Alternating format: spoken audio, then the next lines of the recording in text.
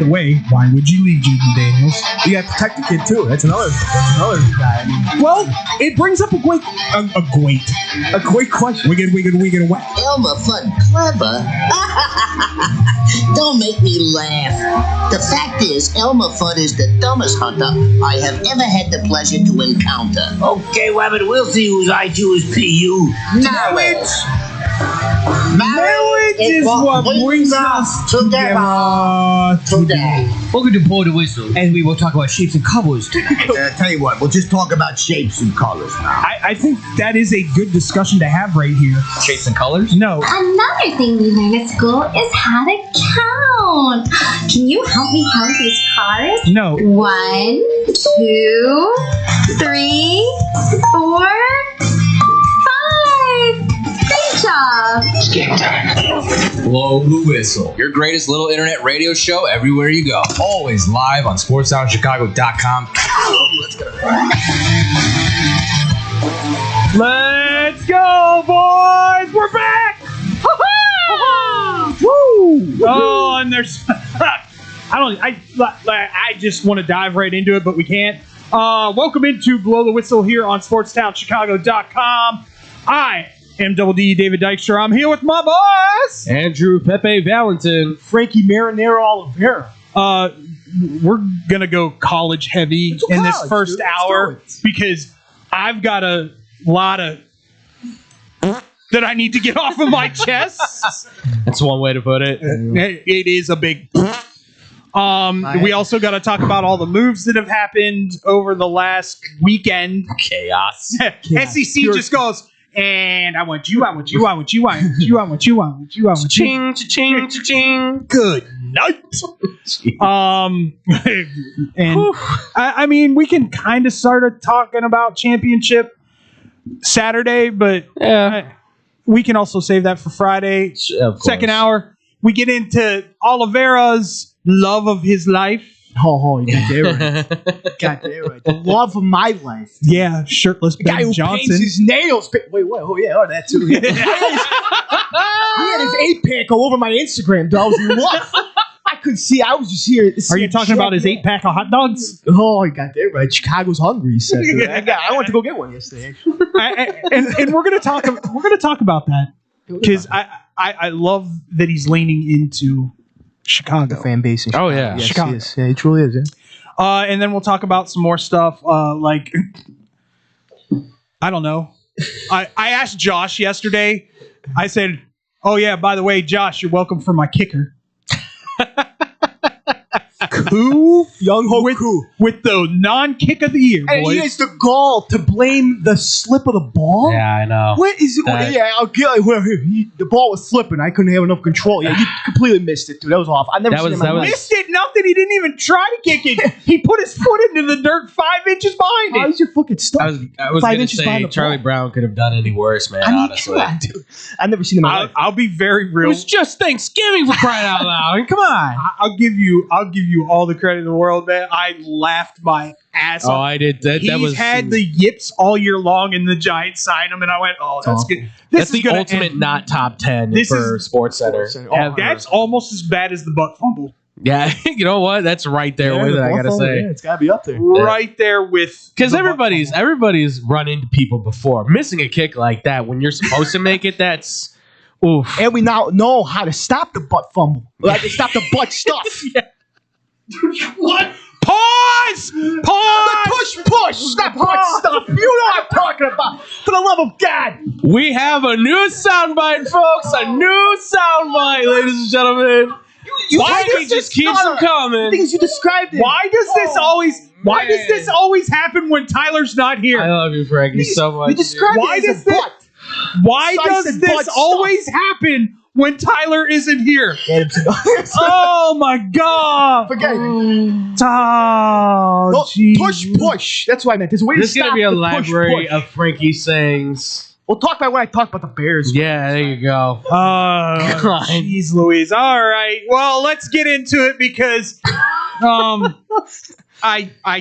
there's nowhere I can go that's safe. Try and find a pivot, man. Try. It's not for kids, dude. You put not for You kids. got to pull a Yuli. Go for it. Think about. Let's talk about things that are coming out of the butt. I don't know. Can we talk about the Penn State football program? There's a segue. Yeah, There's a segue for that's definitely coming out the extremities. This guy's dying. Welcome to Wednesday, Andrew, folks. Andrew, I can't. What? Yes. What? Articulate. What is going on? No, I can't even articulate because, listen, I am a 48-year-old man who's been watching Penn State since he was 5 years old and has been to every single home game when I lived in Pennsylvania from age 5 to 20. Was at every home game. Yeah. I am as big a Penn State fan as you can get. I'm dumbfounded. Absolutely. Oh, by the way, screw you, Crumble Cookie. Crumble Cookie. Why? I didn't even know he was a part of like that world. Oh, like, he's a part of No. yeah. So the head coach for BYU was headed to Penn State yesterday. They had all but terms and conditions, everything, blah, blah, blah. The CEO of Crumble Cookie threw money at that head coach I didn't even know he was that rich. to stay at BYU. I did not know. insane. I didn't even know he was that rich. Honestly, I'm I like, just bought Crumble. stop saying feel. Through you, Crumble. Not that I actually, because in my eyes, I don't know about you, Andrew, because you and I haven't really talked about it. Mm-hmm. To me, this was a lateral move if they did get Siaka. It's lateral in the sense of like the name that you're getting because it's still a big name. It's just not a notable name, kind of how Franklin was when they got him out of Vanderbilt. It was notable by the way I knew Franklin when he came out of Vanderbilt. Everybody knew about Franklin, but everybody kind of knew about Siaki as well. Being at BYU, you just didn't hear his name a lot because you knew the players probably more than you knew the coach. Because he had to be in bed by 10 o'clock. Yeah, right. But you knew about him from coaching status. You knew he was a guy that players loved. He was a guy that was always up for jobs. He just wasn't center stage. He became center stage once you heard that Penn State and him were highly connected. He was talking about Penn State's one of the dream jobs he's been thinking about having for a long time. The problem is, obviously, yes, money came through Provo and landed in his lap, and he goes, well, the bag's right in front of me, and I got a winning program, so why am I going to leave? What'd you do in that situation? Right, and I understand. Screw you, Frankie! But here's the thing.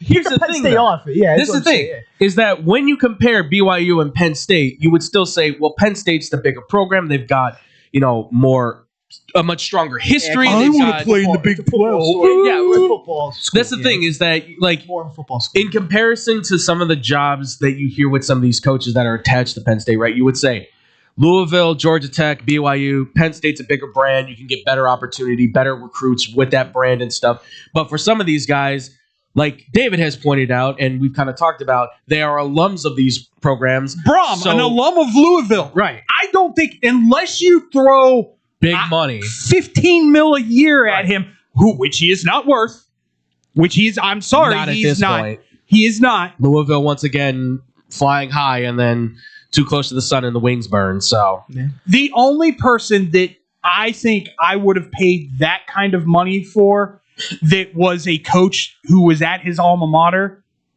is dude from Vanderbilt. I think he's the real deal. Leah. Clark Leah. Yeah. I think re-signed. Yeah, that's what I'm saying. Is like if I was going to try to get anybody away from Brent Key, great coach. I don't know if his system fits. I think he's happy in the ACC. And too. you can. And that's the thing. Why do you think Franklin went to the ACC? I can be a contender next year. Maybe. It's ACC shot right now. yeah. The ACC's goofy as hell right Please now. God, Duke win the conference championship. That'd be so funny. Please God, Duke I have them right now. with no representatives in the ACC in the college football playoffs. That's just another thing. You're like, damn it, Dabo. Like they're just gonna put that on Sweeney. Like you were supposed to be our guy, and they failed. Somebody again. looked at me the other day and goes, "What about Dabo? Would you try to get Dabo?" No. Dabo's stuck in the past. I would call. No. I would still Sorry. call. Not happening.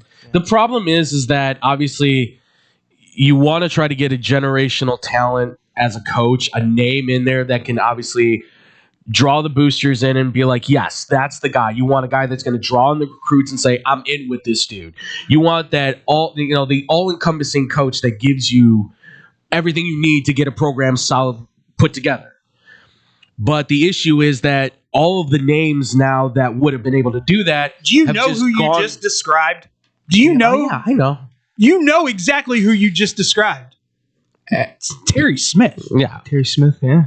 And that's where the cross that's the crossroads in this, because you can talk yourself into both loving Terry Smith to be the head coach for Penn State, and you can also talk yourself into saying that might be the worst decision they could make. You could go on both sides of the road and find yourself saying, either way, it feels like I'm walking the right line. But which line is it going to be that's going to take you to that next level, like you saw with James Franklin, and like you've seen with Bill O'Brien, and what you saw with obviously Joe Paterno? That's the hard thing. So let me say this. Yes.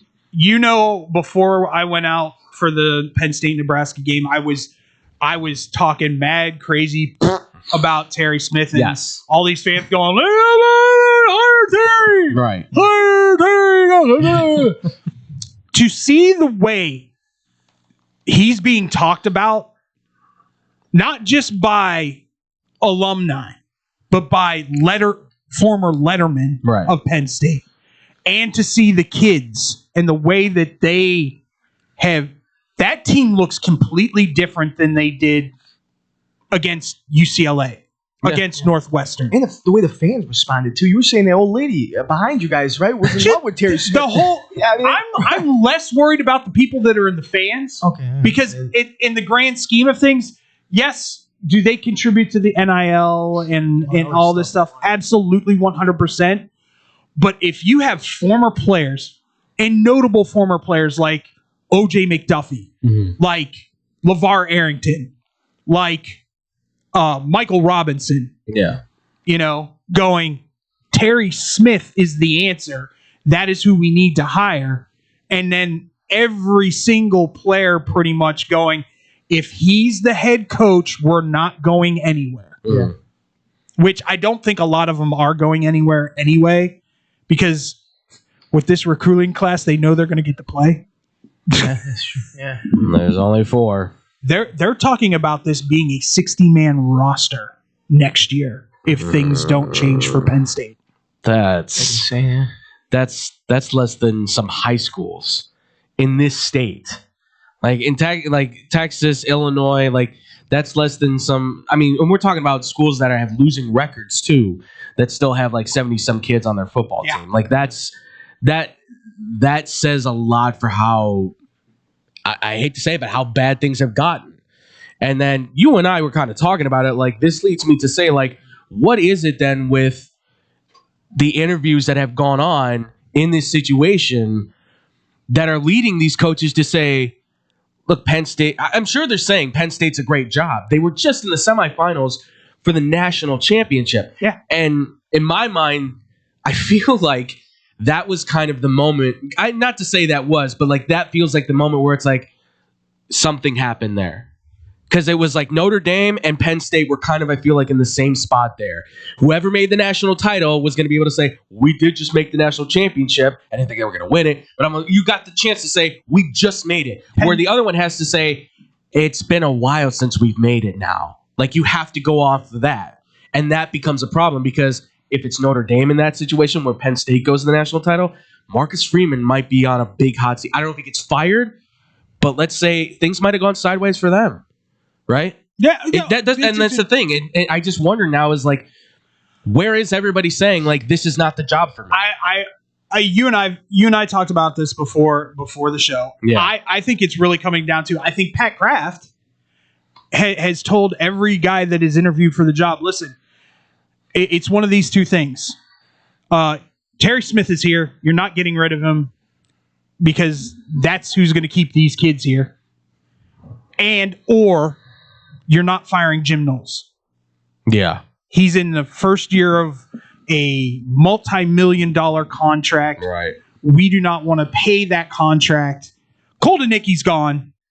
He might end up in Virginia Tech, and I feel bad for Virginia Tech if he does. because Go back to Kansas. Yeah, Seriously. Thrive in Kansas. Go back to Kansas with Leopold. Like, that was your bread and butter. So to me, it just sounds like they're latching on terms and conditions of people becoming the head coach of Penn State. And well, that's what I was telling you. Throughout this weekend and even into yesterday, I was contacting coaches I know. No in Division I, unfortunately, but all my smaller coaches that have like been in these assistant positions, saying like, what do you make of like what's going? I asked about a lot of these coaching things, but I wanted to know about Penn State because what's their take?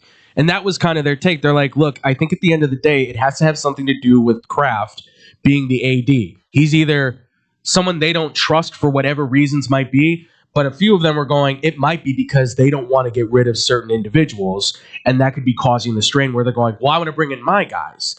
Because we all know, be it NFL, college, even high school, if you're a new coach coming in, you want to bring in, you want your people, right? Staff, yeah. We saw what, take Ben Johnson. Yeah, Ben Johnson's like, I want my people. Yeah. There's like minimal guys I want to keep on the Bears. Hightower was like one of the O-line coach. Yeah, the O-line coach. There are few guys that he's like, we can keep those, they're fine. I'm bringing in my folks, though, right? So to me, that leans me to it might be Knowles being the issue. It might be. It might be both. I don't think it's Terry Smith. I truly don't. All Terry Smith would do would be help out the head coach. Yeah. With recruiting, this is the culture of Penn with State. The DBs. Yeah, exactly. And he's recruited a bajillion of them that are now playing in the NFL. And more to come this year. That's a good point. Yeah, so then it would be then that, you have Knowles. You're on him, like you said, $1 million contract. Well, not $1 million, but $3 million a year contract for a defensive coordinator. And you're going, we can't just cut bait. And it's like, well, you did kind of already cut bait $49 million on a head coach. But they don't want to cut any more. I get that. Like, you're seeing the money that's getting spent for all these coaches, and you're going, oh, man, that's, how much more do you really want to be able to give away? So to me, at this point, and I'm going to be very real when I say this, unless it is a holy moment where it's Kellen DeBoer, or it's Brian Dable, or it's, and this one makes me laugh, Mike Tomlin, shut up, Penn State fans, you're delusional. Or Bill Belichick. No. That one's. I'm just saying that because that's the one. No. That's the one that's coming so far out of left field, and everyone's going, please, God, no. We see the disaster that's happening at UNC. I am shocked John Gruden's name hasn't come up. John Gruden. I'll be very honest. He's right there with the Bill Belichick I've seen talk. Like, he's at the very bare minimum of like, all right, how desperate are we? I see. Hire Terry and just look at him and go, hey, Jim Knowles' defense typically takes 2 to 3 years to become a thing. Right. Because they have to learn the schemes. Sure. We keep Jim Knowles. Terry brings in his own OC. I've heard Dan O'Brien's also an issue at Penn State. Oh, okay. The quarterback sketch. Yeah. Great. Guess who just became an assistant head coach or an assistant coach for Penn State this year? Oh, I don't know. Maybe a Trace McSorley as your quarterbacks coach? Not a bad guy to get. One on a dime. Yeah. You want to stick. I hate that song. It's so catchy. It is catchy. I'm just so... It sucks. Great. 400 emails, folks. 400 emails. What I'm saying is, if you want to lean into this Penn State thing, hey, here's a thought. Go grab Larry Johnson from Ohio State and make him your offensive coordinator. Yeah, you could do that. He deserves a promotion. My only thing with this is that what's worked in the past is that what's going to keep working. You know what I mean? Because proof's in the pudding. I will say that. And I'm not arguing against it because you went 12-0. They were undefeated last year going into the semifinals again for a chance at the national championship. No, they were 11-1. Yeah, they were 11-1. Excuse me. But still, you had a winning record. You're in the semifinals. I understand that. It's just what's worked in the past. Is that something you want to continue to carry on? The tradition, the culture, the identity, I'm totally for that. It's, do you want to still stay with the same 3 yards and a cloud of dust type? Because is that what Larry Johnson's going to bring in? I don't think so. I think Larry I'd hope not. I'd hope he'd be like I okay, think let's transform this. He's a progressive dude, and your O-line's going to be stacked if he's there too. I would hope so. He's got amazing talents. But I'm going to drop this for now. Hope the Kellen DeBoer thing comes through while we're on air, so I can just. Adam doesn't like. There's a lot of coaches still out there that could be in play. It's just the pool. The pool No, has become Drinkwitz signed an extension. Here's the one. the ocean has now become like a puddle. Here's the one that Essentially. nobody. I heard this today, and it's very true. Head coach from Iowa State is getting no pub. Yeah, Matt Campbell is because I think he's like I'm settled kind of guy. But if you throw him the right kind of money. And I would say he's an upgrade in some regard to what you had with James Franklin. He's just not a big rah-rah guy from what I can tell too much on the sidelines like Franklin. He's kind of more of the straight-laced guy. But his locker rooms respond. That's the Franklin wasn't a rah-rah guy. He was a more so on the sidelines. Franklin wasn't a rah-rah guy. He had the same impact. The important impact is in the locker room getting the guys to respond.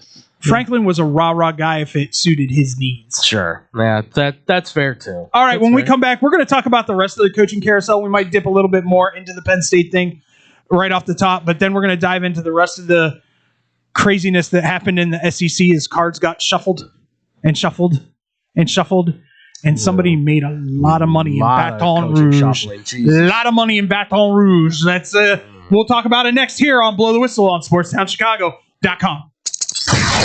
Chicago Sports for sure. SportsTownChicago.com.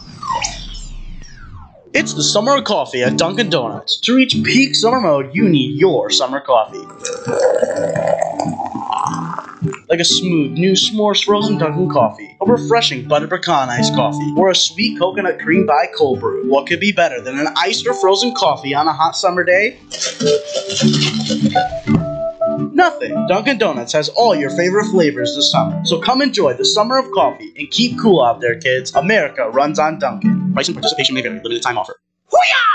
When car dealers fight for your business, you win. AutoJudo.com makes car buying fun by letting dealers compete for your business live. Real-time Auto Judo fights are the fast and easy new way to get multiple dealers' best offer on any car you want. It's free and anonymous. Only the dealer you select as the winner of your Auto Judo fight receives your contact info. You're never obligated to buy, so test drive your best deals now at AutoJudo.com. Dealers fight, you say. Yo, check it out. We got the finest pizza in all the land. Italian Fiesta is on deck, and I'm telling you, it's a hit. These pies don't miss. No matter what time you get the munchies. Pepperoni, extra cheese, turkey Italian sausage, they got all the toppings. Italian Fiesta delivers until midnight during the week and 1 a.m. on the weekends. Plus, you can use your Uber Eats or Grubhub if you got the app. And if you ain't rocking with the pizza that night, try one of their sandwiches or pasta. And they have plenty of side dishes, just like me, if you know what I mean.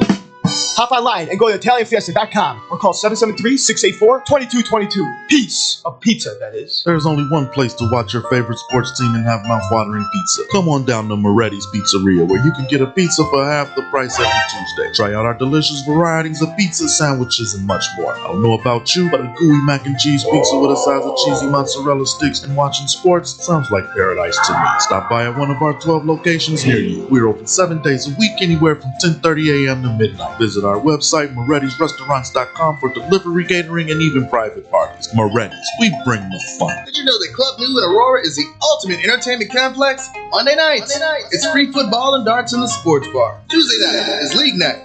Join the pool and darts team. Wednesday night is ladies' night at Club New. All the ladies get in free. Gentlemen pay a $5 cover after 9 p.m. Thursday night starts the weekend off right with college flashback night. Low price drinks, retro music, and an awesome buffet. Friday and Saturday night, it's the hottest dance club in the suburbs. Club New Nightclub and Sports Bar is located at 2121 New York Street in Aurora. You've tried the hit places, but they leave you hungry with an empty wallet. That's where Gretel comes in. They got what you really want. Visit their chic, lounge-like gastropub and try one of Chicago's top burgers, the Gretel Griddle Burger. The house-made bun and garlic aioli set this one apart from the rest. And don't miss half-price oysters, 4 to 6, Monday through Thursday, with rotating drafts, craft cocktails, and portions that don't skip. This is one of Logan Square's best-kept secrets. Monday through Thursday, 11 to midnight. Friday and Saturday, open till 1. 2833 West Armitage. Gretel, let's make this a night. Visit GretelChicago.com for menu and more.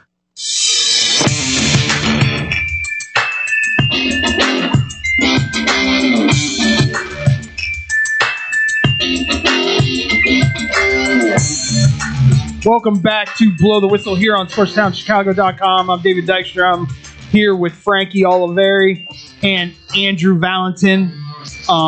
Just to wrap this up real quick. Just a question to you, Andrew. Is it a possibility that Penn State is waiting for the SEC championship game to be over? Could be. And go after DeBoer? You're saying? They've been after DeBoer this whole time. Yeah, they've been After interested Bama, in that. The problem is that even if he does lose the SEC championship, which a lot of it's favoring Georgia at this point, the bettings are.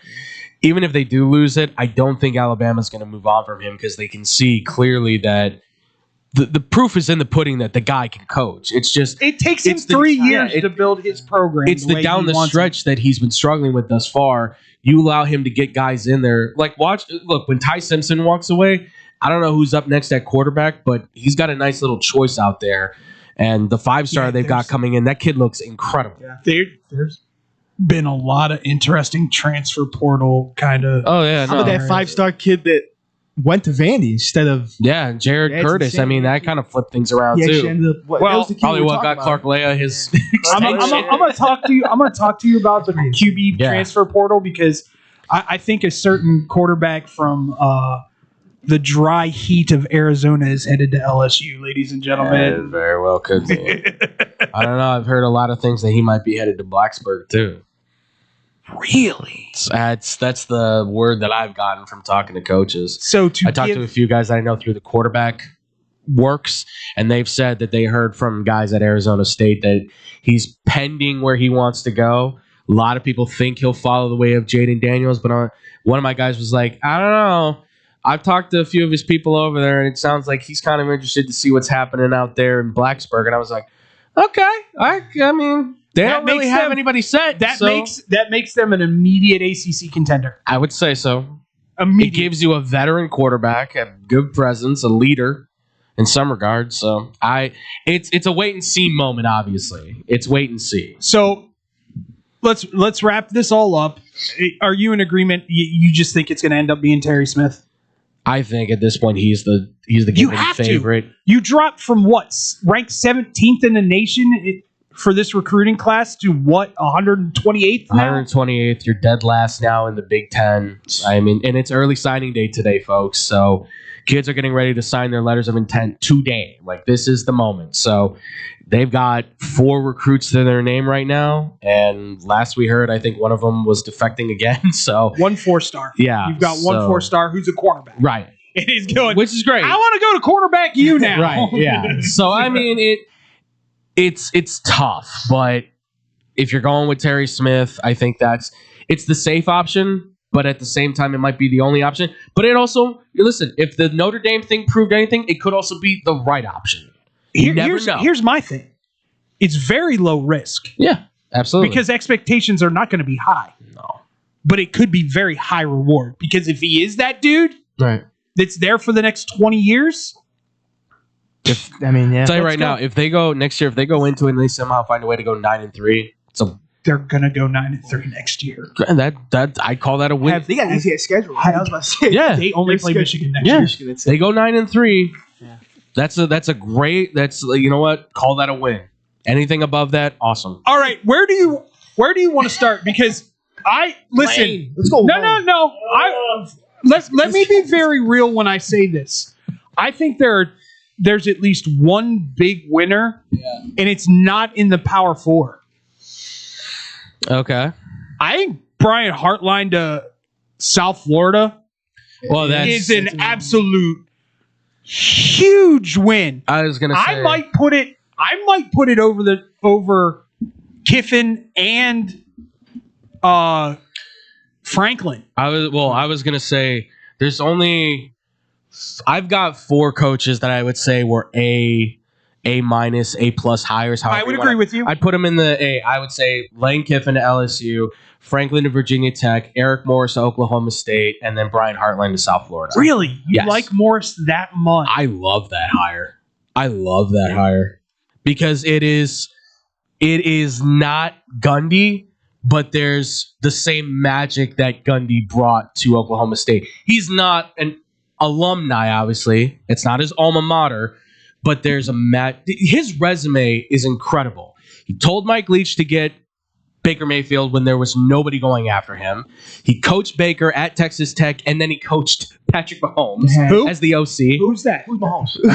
Who is it? Who is this Patrick Mahomes? Yeah, I know. Yeah, of course. Nobody knew who he was, but they did know something.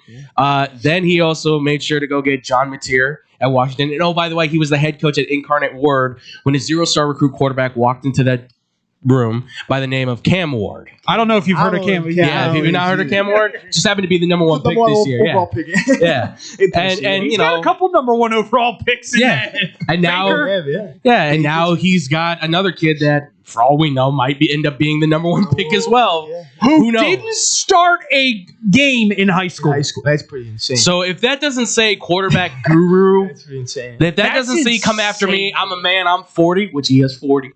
I think he fits perfect. See, the one that I really liked was Summerall to That's another one. I didn't Florida. say that was an A. I told Scotty, because I talked with our boy Scotty Kiefer, who's a Florida fan. I said I gave it a B+, and I said the biggest thing you get with him, culture, and he goes, "Oh, thank God, that's what they need." He just wanted everybody else except for Napier. Yeah, right, exactly. Who's, by the way, congratulations to Napier. Sounds like he's going to Tulane. There you go. That's what I've heard. I heard it was Eddie O. I've heard Tulane might be going. LSU staff, dude. I heard it was Eddie O. Dude, Lane called him. Did you see that whole press conference? I know, Great, yes. dude. He's like, I want to I speak love like it. you as soon as I came here. Please. Lane was so you guys are. Let me tell you about my best friend. Come on, man. It's like I called that all right away. No, He's like, I want to talk. Yeah, come on, go talk. Yeah. He's like, go talk. But no, on the Brian Hartline thing, I mean, to me, we talked about this already kind of Man, off. if he could get Florida guys to go to Ohio State, he's going to rack poo up at South And Florida. that's the thing is that he has from what I understand, he has a nest egg in Florida, which is where he got guys like Jeremiah Smith. Yeah. He got a lot like Brandon Enos, all those dudes, Carnell Tate from IMG Academy. So he knows the Florida market. Hey, he played at IMG, but he is from Chicago. Okay, he's from There you go. East St. Louis, by way of East St. Louis to IMG Academy, where he played with JJ He grew up in McCarthy. Chicago, homie. Yeah, he did. I know. I'm saying that. Not East St. Louis. He played for. He played for East St. Louis. Will you let me, please? He's a Chicago native. Yes, he is. But They played East St. Louis. that played at East St. Louis, went to IMG Academy, and now it's going to probably be the top wide receiver taken in the draft. Just putting that out there. Only because Jeremiah Smith can't come out this year. Yes, unfortunately. Although I'm starting to think Carnell might be a better route runner. He's That 50-yard putty that he had against yeah, I know that was Michigan. Yeah, he is I mean, he that is was really insane. that's the thing with Awesome. Hartline though. He's so keen on because listen, for those that don't know, Hartline played in the NFL. He played for the Dolphins and he played for the Browns. Okay, this was one of the most precision, get your routes right guy. Yeah. That's why he got hired as a wide receivers coach into the NFL. That's why he got hired as one into college. That's why he was made an offensive coordinator in college with Ohio State. That's why Ryan Day says, I trust you. And this guy knows how to talk to the high school kids to get them to come. And he knows how to make them better. Look at his track work. It's proven. How many first-round picks do they have to put out Marvin there? Harrison Jr., Chris Olave, Garrett Wilson, Jackson Smith and Jigba, Yeah, Michael Thomas, Terry McLaurin. We could keep going. I mean, the list goes on and on. So this is where, like, you talk about, like, well, does he fit there? Because he's from Ohio. Well, okay, he fits in Ohio fine. But he fits still with South Florida because look at what he's built there. He's built that I know the area. I know those kids. I know the kids from Heritage. I know the kids from, St. Thomas Aquinas. I know all those dudes. So who's he going to go after? He's not going to get all the 5 stars and 4 stars. He might get some 4 stars. He'll definitely don't tell me he's not going to clean up on 3s and 2s and be like, I can see that kid is a star. You don't think he's a star because you gave him 3. I'm going to guarantee you, in about 3 years, I'll get him to the NFL. Watch. Doesn't mean he's a first-round pick, but he'll get him to the NFL, and then kids will go, man, do I want to go play for the Bulls? And all of a sudden, the program's changing. You saw it with Golish. I'll say what do you think's this. going to happen? Yeah, I like that Golish hire in Auburn, dude. I like that. His press conference was legit. I like it. I like the hire. Straightforward. Like he was. I just don't know. We're gonna be killers There's next only- year. on the That's defensive the thing. side. I like the energy. Straight up. There's Yeah. only one that I didn't like out of the SEC. Who's that? Arkansas. I hated Arkansas's hire. I don't hate it. It's kind of like those like, like the problem is it's Arkansas, right? And as we know, Arkansas, it's like you could be good, you could also be really bad. But see, like, it teeters. Herein lies why, and I know why Franklin chose the school he chose. But if I was Arkansas, I would have thrown a Brinks truck at Franklin and said, "Come down here. Let's change how the way people look at Arkansas." And maybe they did. I didn't hear any reports on anything on what was going on there, but they might have, for all we know. But it's because this felt like a hire where you kind of went, who do we want to get? Some of the big names are gone. Oh, here's this guy. He's had success. And look, he has had success at Memphis. He's built a very strong program there. And I think that's kind of what they need. They need kind of let's hit the reset. Let's start all over again. Let's get a guy who knows how to build kind of from the ground up. Because God knows you don't want Bobby Petrino back. Yeah. Let's ride, baby. Let's ride. The other one that I want to bring up that was a head scratcher for me and a meh moment. Pat Fitzgerald to Michigan State makes no sense to me whatsoever. I like it. I don't. He's gonna do exactly what he did at Northwestern. I know I'm not, but not exactly. Yeah. I'm talking wins. Allegedly.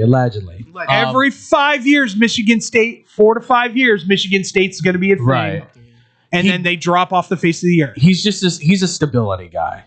Like he's a Big Ten guy. He knows the Midwest area. It's exactly why I didn't want him at Penn State. And everybody's like, "No, he would have been perfect for Penn State." That would have been a step down from Franklin. It would have been total middle of the line mediocrity. And I'm not saying he's not a great coach in his own right. State's living right now. It's not that he's not a great coach. Fitzgerald's done a wonderful job with his time at Northwestern before his exit. But the problem is that, like you said, with Michigan State, as it was with Northwestern, it was always kind of like average, less, average, less. And then, whoop, we got a couple of winning seasons, but that's because you got the right, like you had a Thorson and you had Jackson in the backfield. You had a defense that could put it together. Do you know what went through Fitzgerald's mind when Michigan State came calling? You mean they don't have to have a 1300 on their SATs and a 4.0 grade point average?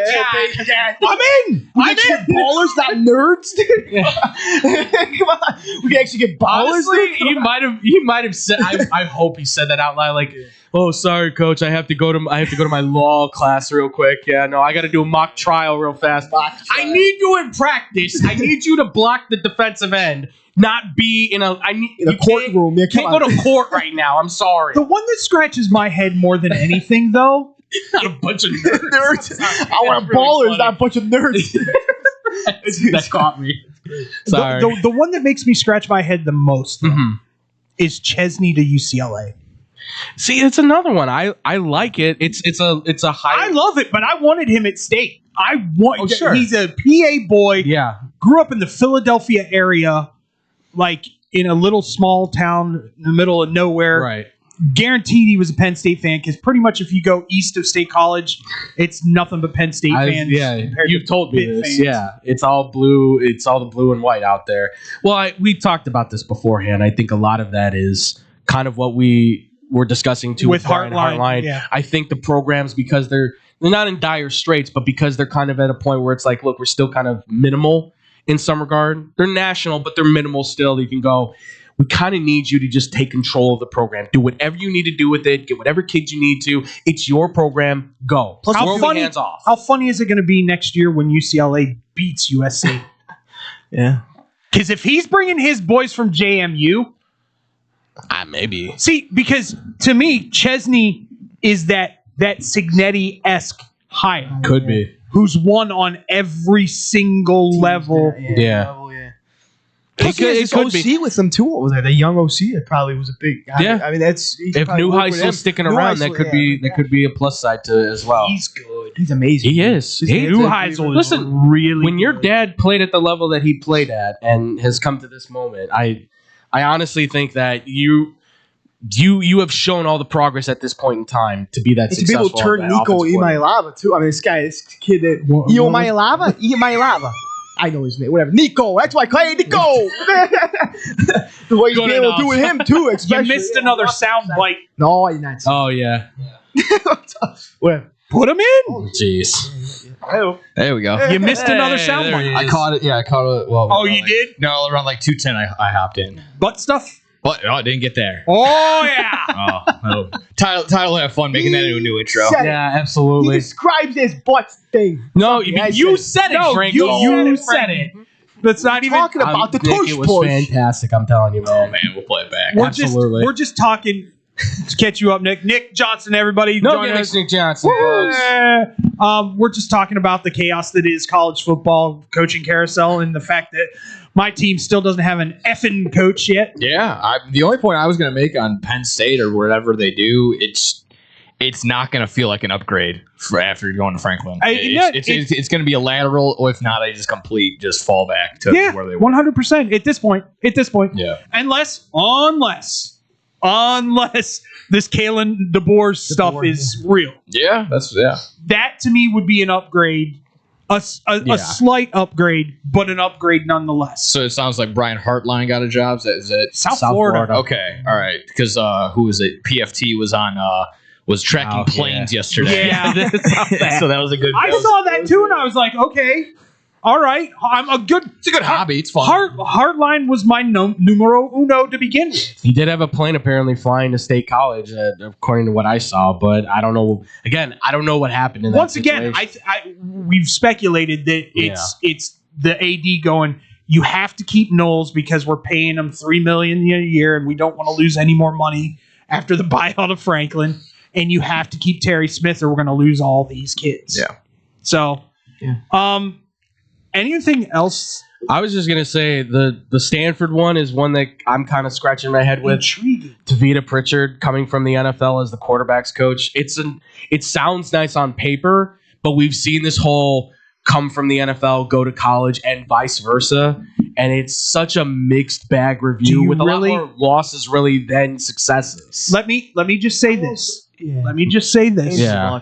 Do you really think Andrew Luck is going to make a wrong decision? That's the thing. I trust where Andrew Luck That's the goes. only thing that I have going for Stanford right now. That sideline interview like a week ago was Andrew Luck. fantastic. That was amazing. Cars. Oh my god.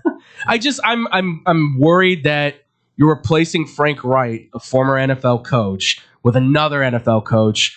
Do you see? Is there Frank really Wright something didn't want to that be there though? Yeah, that's true? It's just is there something that you see different with him than you see with Frank? Obviously, he's younger. That's what I'm thinking is that Can it's younger connect with maybe, the kids a little bit better. But I just hop on the Fortnite. I'm sure Nerds. That's nerds once again. Nerds Stanford. once again. Yeah, nerds. Suits and ties to school nerds. Okay, in fairness, these nerds All right, are like Luke really Gallows. rich. Luke Gallows over there. Rich nerds. Yes, rich nerds. These Silicon Valley. Oh, I could put a computer together. Shut up. All right, when we come back, you know what we're going to do? No. We're going to talk about maybe the greatest high school football game I think I've ever watched in my entire life. Well, that was it. When we come back next here on Blow the Whistle on SportsTownChicago.com. Chicago sports for sure. SportsTownChicago.com. It's the summer of coffee at Dunkin' Donuts. To reach peak summer mode, you need your summer coffee. Like a smooth new s'mores frozen Dunkin' coffee, a refreshing butter pecan iced coffee, or a sweet coconut cream by cold brew. What could be better than an iced or frozen coffee on a hot summer day? Nothing. Dunkin' Donuts has all your favorite flavors this summer. So come enjoy the summer of coffee and keep cool out there, kids. America runs on Dunkin'. Price and participation may vary. Limited time offer. When car dealers fight for your business, you win. AutoJudo.com makes car buying fun by letting dealers compete for your business live. Real-time Auto Judo fights are the fast and easy new way to get multiple dealers' best offer on any car you want. It's free and anonymous. Only the dealer you select as the winner of your Auto Judo fight receives your contact info. You're never obligated to buy, so test drive your best deals now at AutoJudo.com. Dealers fight, you say, Yo, check it out. We got the finest pizza in all the land. Italian Fiesta is on deck, and I'm telling you, it's a hit. These pies don't miss. No matter what time you get the munchies. Pepperoni, extra cheese, turkey Italian sausage, they got all the toppings. Italian Fiesta delivers until midnight during the week and 1 a.m. on the weekends. Plus, you can use your Uber Eats or Grubhub if you got the app. And if you ain't rocking with the pizza that night, try one of their sandwiches or pasta. And they have plenty of side dishes, just like me, if you know what I mean.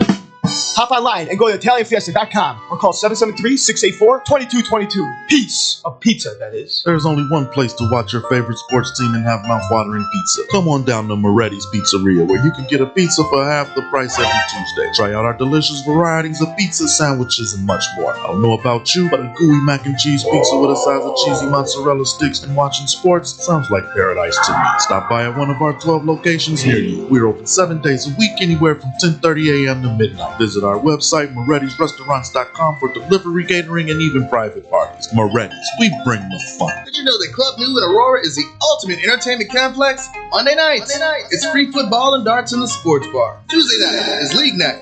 Join the pool and darts team. Wednesday night is ladies' night at Club New. All the ladies get in free.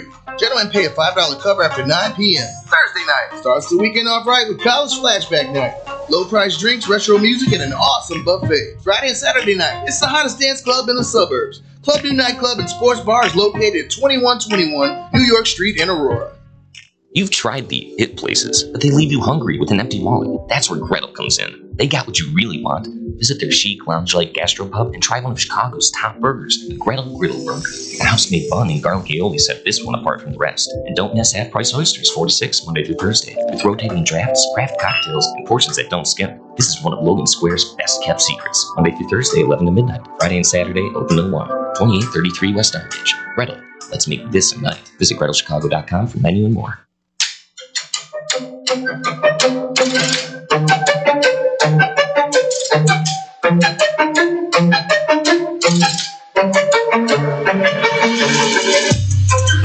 Oh my god.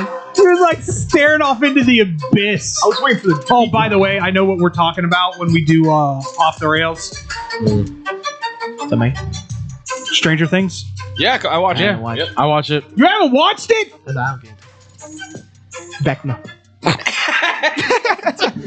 Oh, here we go again. So you just see all the popular shows. Michelangelo coming out to play. All the popular shows, and you're just like, nah, not for me. I like the honeymooners. Yeah. All in the family. I was watching Miracle on 34th Street the other day, dude. Come on, that's good stuff. Black and white. That's good stuff. Every time. What's another one? 1930s one? 1930s. I figured. I think she's Santa Claus. I got another thing that we need to talk about because I'll be going to Uline Prom on Saturday. What? Uline Prom? My girlfriend's Christmas party. Okay. I'll be going. They call it prom. It's okay, that's funny. That's cute. No, it's funny. It's funny. But like this is a company that shells out like $5 million for their Christmas party. Okay. Nice. So yeah, it's That's nuts. the way to do it. It's nuts and it's fun. Go all out. But I'll tell you where we're staying and what concert is going on at the Bucks stadium. The Milwaukee Pfizer Bucks. Forum, yeah. But like NBA Young Boy or something. I just want to talk to you guys. NBA Young Boy. Oh God. I want to talk to you guys about maybe the greatest high school football game that I've ever watched in my entire life. I don't know what you're talking about. Byron versus Unity 3A? Tolono Unity. Tolono Unity. Yes. 3A? Yes, that'd be 3A football. I've heard of Byron. Byron. Yeah. I've heard of BYRON. Tolono, Illinois. It's you don't know where because you can't find it on a map. It's not there. Is it Tolona and Unity together? It's Tolono Unity. Yes, it's all like one thing. So it's No like hyphen. two different communities coming together. Kind of. Tolono in itself is its own town. Yeah. Unity is just like surrounding kind of county, It's a but straight up shootout. because it's a small school. I mean, come on. If we really know what the hell it is. Tell them the score. So the score of this game, for those that don't know, Byron won the game or winning the championship 56-50. What's going on? Was there anybody on the other side of the ball? No.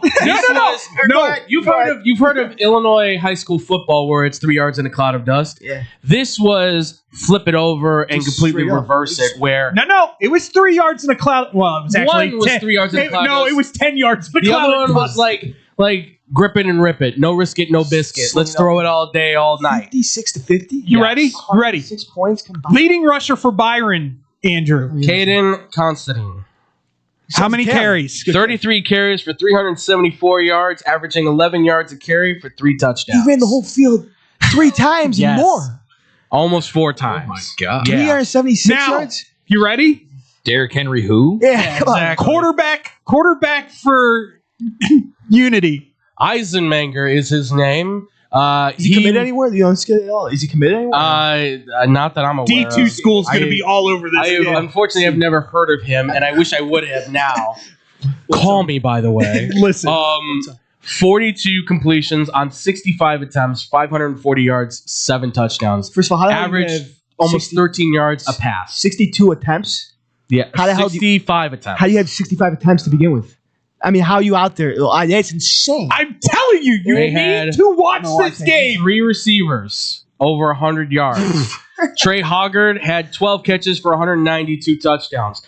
Mason O'Neal, 8 catches for 169 yards, 2 touchdowns. And Tyler Henry had 13 catches for 117 yards, 3 touchdowns. So nobody covered anybody. Who's the DC on the other side? That's my question. Because if I'm that coach of that team, if I'm the DC on either one of these teams, I would be embarrassed. What do I do? It was the funniest thing to watch as far as Illinois old school football versus the new school, because there is a lot of run and shoot RPO coming into Illinois high school football now. They're finally coming around. I'm so tired of let's hand the ball off 50 times. One of those two, if not both had the conversation when they got home. They're like, "Sorry guys, I'm too tired. I cannot hop on Fortnite. I cannot hop on Fortnite tonight." The running back for Byron was literally, by the way, broke up the potential tying touchdown pass to end the game as well. He's a corner. He's fullback, two-way middle linebacker for the team. In the middle. He's 6 feet, 210 pounds. Caden Constantine. So keep that name in your mind, folks. Oh, he's going to either a Division III or quarterback Division II school. is He's going to be a rock star. Dane Eisenmenger. If you need a quarterback, folks, this is your guy. He's 6'4", 200 pounds. 6'4". Wow. Also, if you need him for baseball, he's a first baseman, outfielder, and a pitcher, and he's also a forward in basketball. Wow, so he does all. This kid's a 3-letter athlete. By all means, folks, go to town. Again, call me, man. Put him on skates. He's a good forward, too. You heard of Drew Mestamaker? We'll get you there. Don't worry. You'll see Madden numbers in high school ball. That's gotta say, dude. That's crazy. It's Madden. Yeah. It legit was like, one team would go down and score, and it's not like Byron was trying to play a hurry-up kind of offense, but they'd hand it off to this kid, and he'd just break off 10 yards at a clip, man.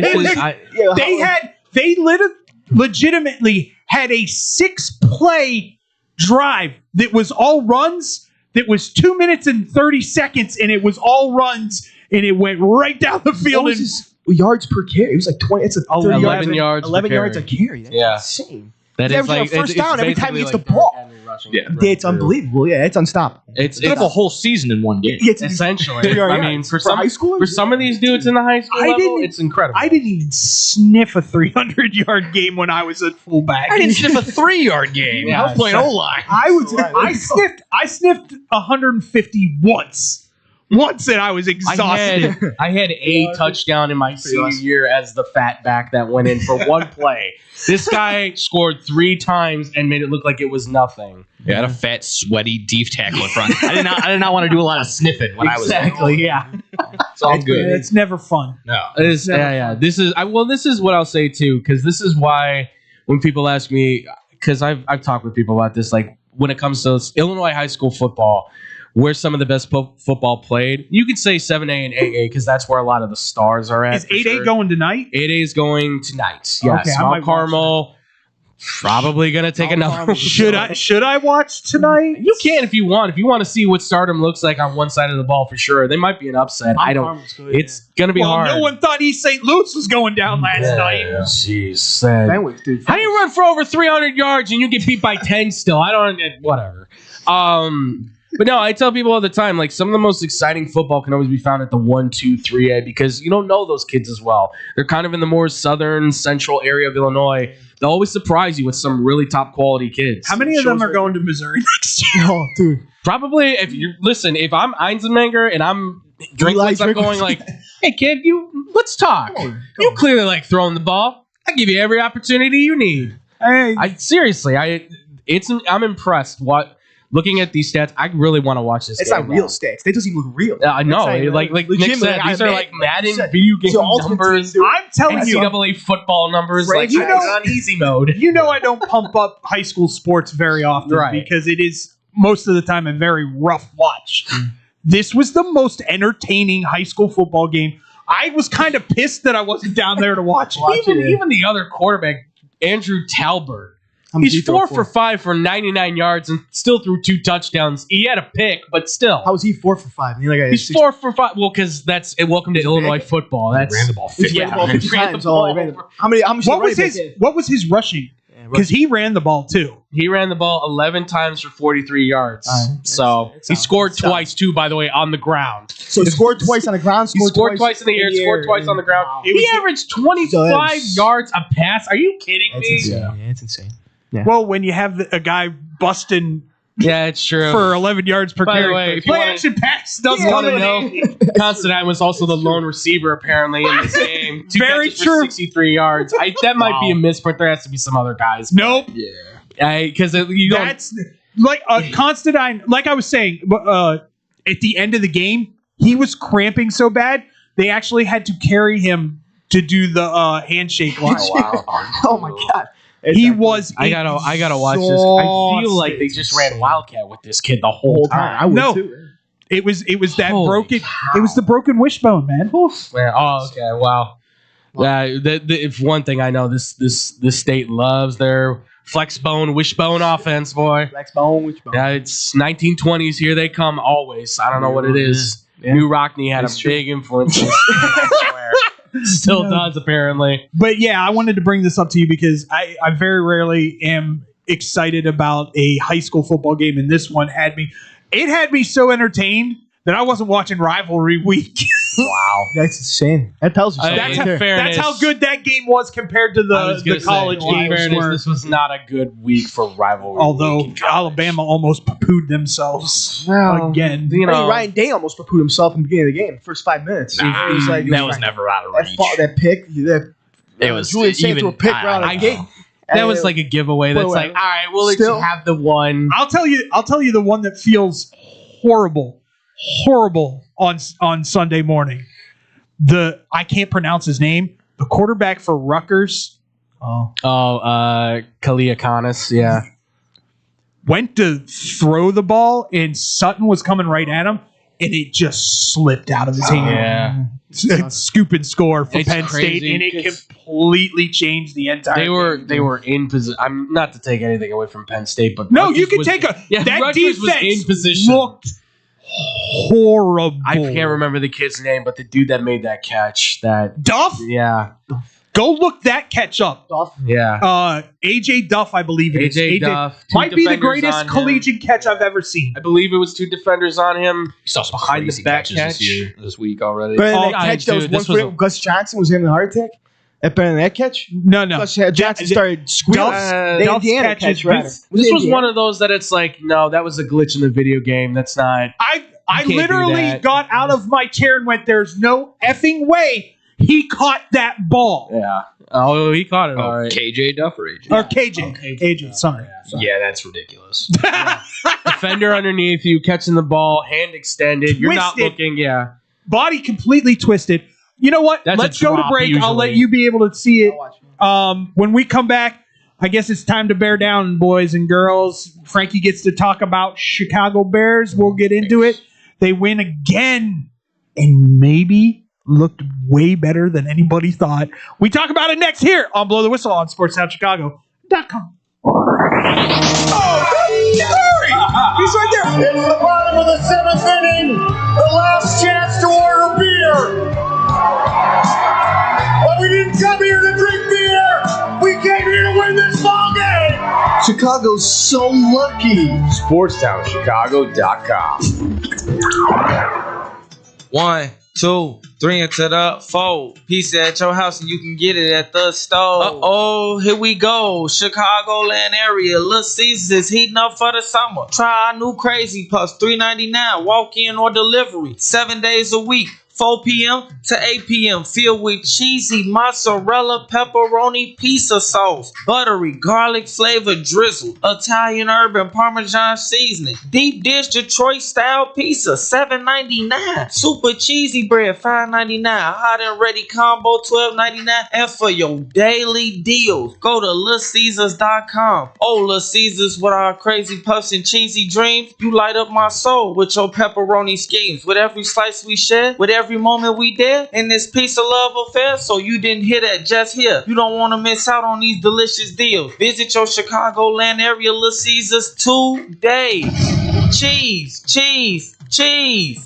Nobody does food better than our friends south of the border. If you're looking for delicious, authentic Mexican food in Chicagoland's backyard, check out the Topos restaurant. Try their quesadillas, burritos, or my favorite, the 3-taco combo with steak and extra chipotle salsa. Muy caliente. They even have breakfast for early risers. Topos is the highest rated Mexican restaurant in Naperville on Yelp. Once you try it, you'll understand why. Visit totoposnaperville.com for their menu, special offers, and online ordering on Grubhub. Pickup or delivery. Topos restaurant, open nightly until 8:30, closed on Sundays, located next to the Jewel on Aurora Avenue in Naperville. Experience fresh, homemade Mexican at the Topos restaurant. I got an affordable family-owned restaurant for you that won't cost you an arm and a lamb. It's Goodies in River Grove. My Goodies order never changes. A gyros, not a gyro. Smothered in sauce and hot fries on the side for less than $9. If I'm really starved, I'll add a chicken kebab to my order. Looking for more? Try a juicy cheeseburger, Chicago-style hot dogs, or a toasty corned beef meal. I can walk in 7 days a week, dine with my family, or call 708-583-1700. Pick it up and enjoy it at home. Can't stop in? Not a problem. Goodies delivers through Grubhub, DoorDash, and Seamless. Goodies is located at Cumberland, Belmont, River Grove. Goodies bring authentic Greek food to the Chicago. It's the summer of coffee at Dunkin' Donuts. To reach peak summer mode, you need your summer coffee, like a smooth new s'mores frozen Dunkin' coffee, a refreshing butter pecan iced coffee, or a sweet coconut cream pie cold brew. What could be better than iced frozen coffee on a hot summer day? Nothing. Dunkin' Donuts has all your favorite flavors this summer. So come enjoy the summer of coffee and keep cool out there, kids. America runs on Dunkin'. Price and participation may vary. Limited time offer. Looking for a great bargain? Want to find cool collectibles? Need to get fresh fruit and vegetables for the family? Come on down to Swapo Ramen. 3 great locations, 42nd and Ashland in Chicago, Melrose Park in Ulsa, with hundreds of indoor and outdoor vendors selling clothing, tools, electronics, and much, much more. Have stuff for sale? Become a Swapo Rama vendor and turn your hidden treasure into cash. Visit their website for market days, hours, and vendor information. Go to swap-o-rama.com. Swapo Rama, the first name in flea markets. Go ahead, buddy.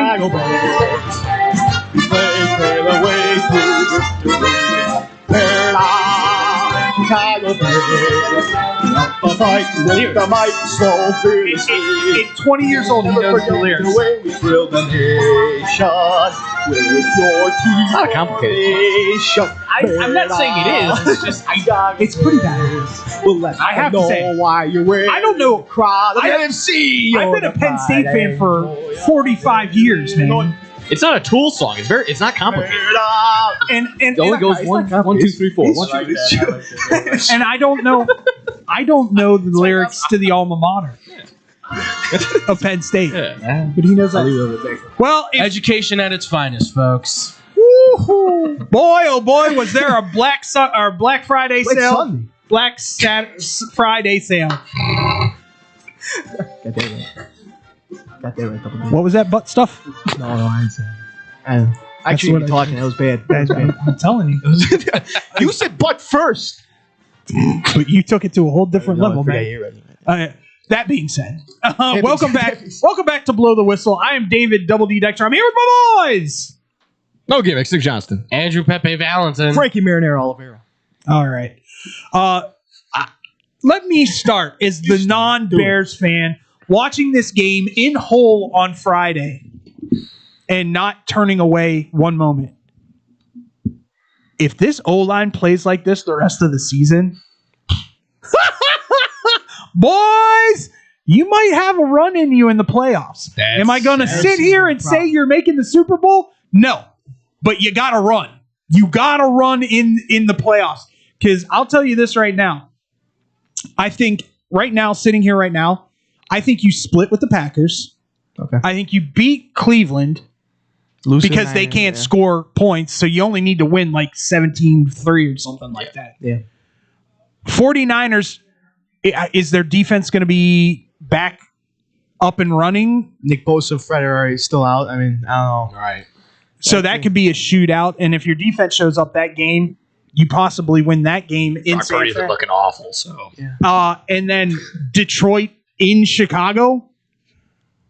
Frankie's like, well, that depends on the scenario. I'm gonna need that one. Frankie's like, if we're in the playoffs, he's gonna sit people. No, he's not. Not after that 59 ass whooping that you got. Yep. He ain't sitting nobody. You want a statement win, and you want the Lions are probably fighting for their playoff life too. Yeah. So. Oh, depends what happens if they're playing Dallas. Goff is god awful in weather. Yeah.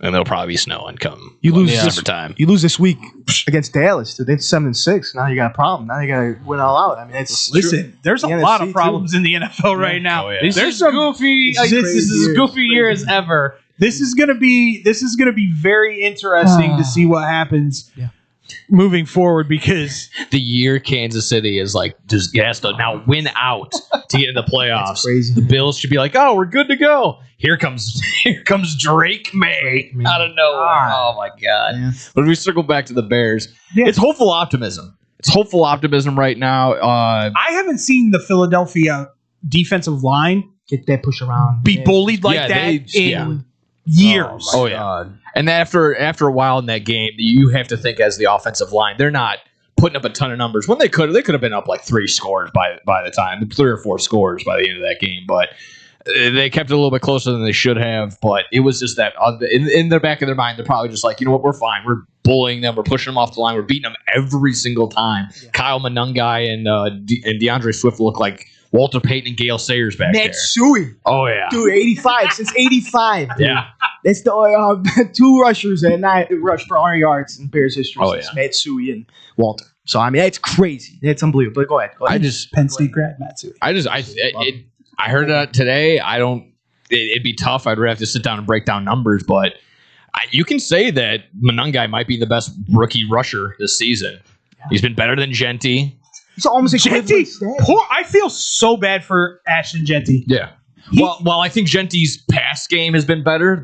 They just don't pass to Monangai. His run numbers have been better than they don't have to. Yeah. The Raiders don't have an offensive line. Yeah. You fired Chip Kelly too. Like it's a whole. Raiders scenario. don't have a It's lot. just the Raiders are in deep crap right now. I mean, you got Geno too. What are you gonna do with Geno? Yeah. I mean, that's the thing. You should hire Pete Carroll. That's a whole. Like it's bad. You have no future at all. You gotta go get someone this draft. That's why you don't. Maybe Judkins. I'll throw in Judkins as possibly one of the better ones as far as who's having a better rookie season rush wise. But I mean, he's looking already better than Henderson, who's been spotty. Vrabel's just like, we'll use it this game, and then we're just not even look at you the next game. Why draft him? Yeah, no idea.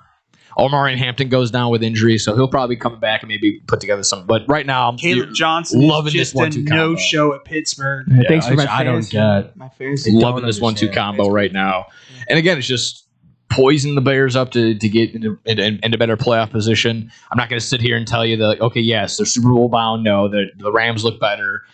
The Rams just lost to Carroll. That's the thing. They still look good, though. Stop. That's the thing. Even through their mishaps, they still had moments where you went, the Rams are still in this fight. Yes, the Rams are still on top. Right now. Carolina plays the good teams good, and they play the bad teams so bad. Yeah, they could beat Green Bay, but then they lose to the Cardinals. And whatever. It's just, but for you, I think I'm set. I think for me, what I see in this game, I look at 3 things right overall.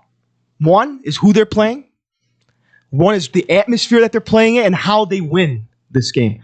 Who they're playing is a Super Bowl reigning champs right now, 8-3 going into this game.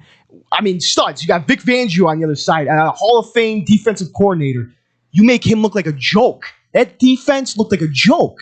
And you got where they're playing at, hostile Phillies fans just suck. I hate them. They just throw batteries at you. Yeah, exactly. Hostile environment. They boot Santa Claus. Come on, yeah. Santa Claus. Snowballs at him. Yeah. Come on now. Yeah, who they're playing. Maybe hit him with a snowball with a battery in it. Maybe. Just a little bit. You play on 2 o'clock prime time, Black Friday. The world's watching you. You got to put on a show. Then how they won this game. Over 200 yards rushing. Monungai, as you said, Swift and Monungai. You see an identity in this team. Ben Johnson. This is Chicago Bears football. You run the ball until the other team suffocates, and the defense... Michelangelo. That's what it is. And the defense looks stellar. Deshaun Wright stopping that tush push. Not butt stuff. Tush push. Slow down. Tush push. There is a way to stop it. Jalen Hurts ain't pay attention to nobody when he's getting tushed in the, in the rear end. So Deshaun Wright just punches it right out, and Byard's playing unbelievable football with that pick. So, I mean, just the way this defense is playing, and keep that in mind, you still don't have Edmonds in the game. Your best linebacker, probably a top 5 defensive player on your defense. TJ Edwards has got a broken hand and a hamstring. He's coming back next week. He just started practicing. Noah Sewell's not there. So you're not even seeing the full version of this Bears team. And they're winning games and making Philly's defense, Jalen Carter, look like a baby on that line. So I don't know. As long as the O-line plays great, you have a run game, that defense is stellar. And I'm not saying nothing. You could make a great push at the end of the season. Listen, at the end of the day, they were the better team from first on snap Friday. until the end. Absolutely, 100%. Yeah. The scheme was right. I was waiting for you to do the old Lovie Smith. We get off the bus run. God, I know. And Ben Johnson took off his shirt. I mean, come on. Which, you know what? Yeah, I have to talk.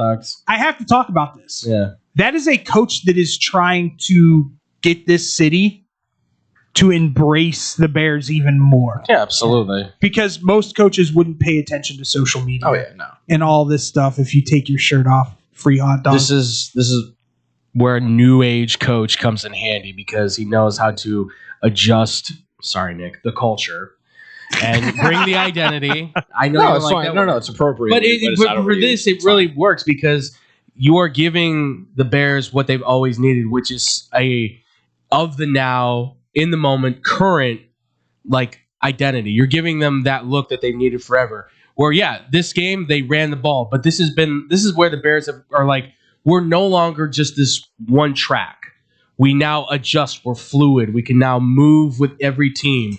We can make adjustments at half. Holy cow, right? Yeah. Something's working, we go with it. Something's not working, okay, we make a plan to how do we adjust to make sure it does work. I mean, you watch this game, right? They ran the ball down Philly's throat left and right. I mean, this proves why everyone who went, why do you take Darnell Wright when Jalen Carter's an all-pro? This is why.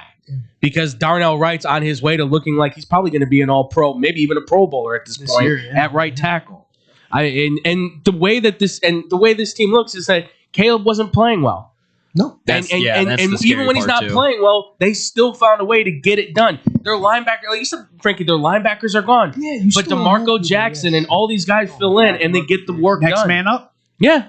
And that's the beauty of it is that the Bears have never had this kind of look for depth. They've never had this kind of feeling when you look at the roster and you see the juice that flows through the defense, that flows through the offense. That's like, no matter what, who's on the field, who's touching the ball, we get it done. I think that was also quickly the biggest part. Caleb doing so poor, just lackluster, and the Bears just still overcoming that. But that was doing so poor, and then, play call. But he still comes up in the clutch when he finds Cole on the out. Yeah. That's the thing. Like he's still playing. Like just give him, That's time. why the Bears are first in big plays. Yeah, that's why they're number one on big play opportunities. It's pretty scary. Caleb's not doing good. And that's what happens when it clicks. I have a question for both of you.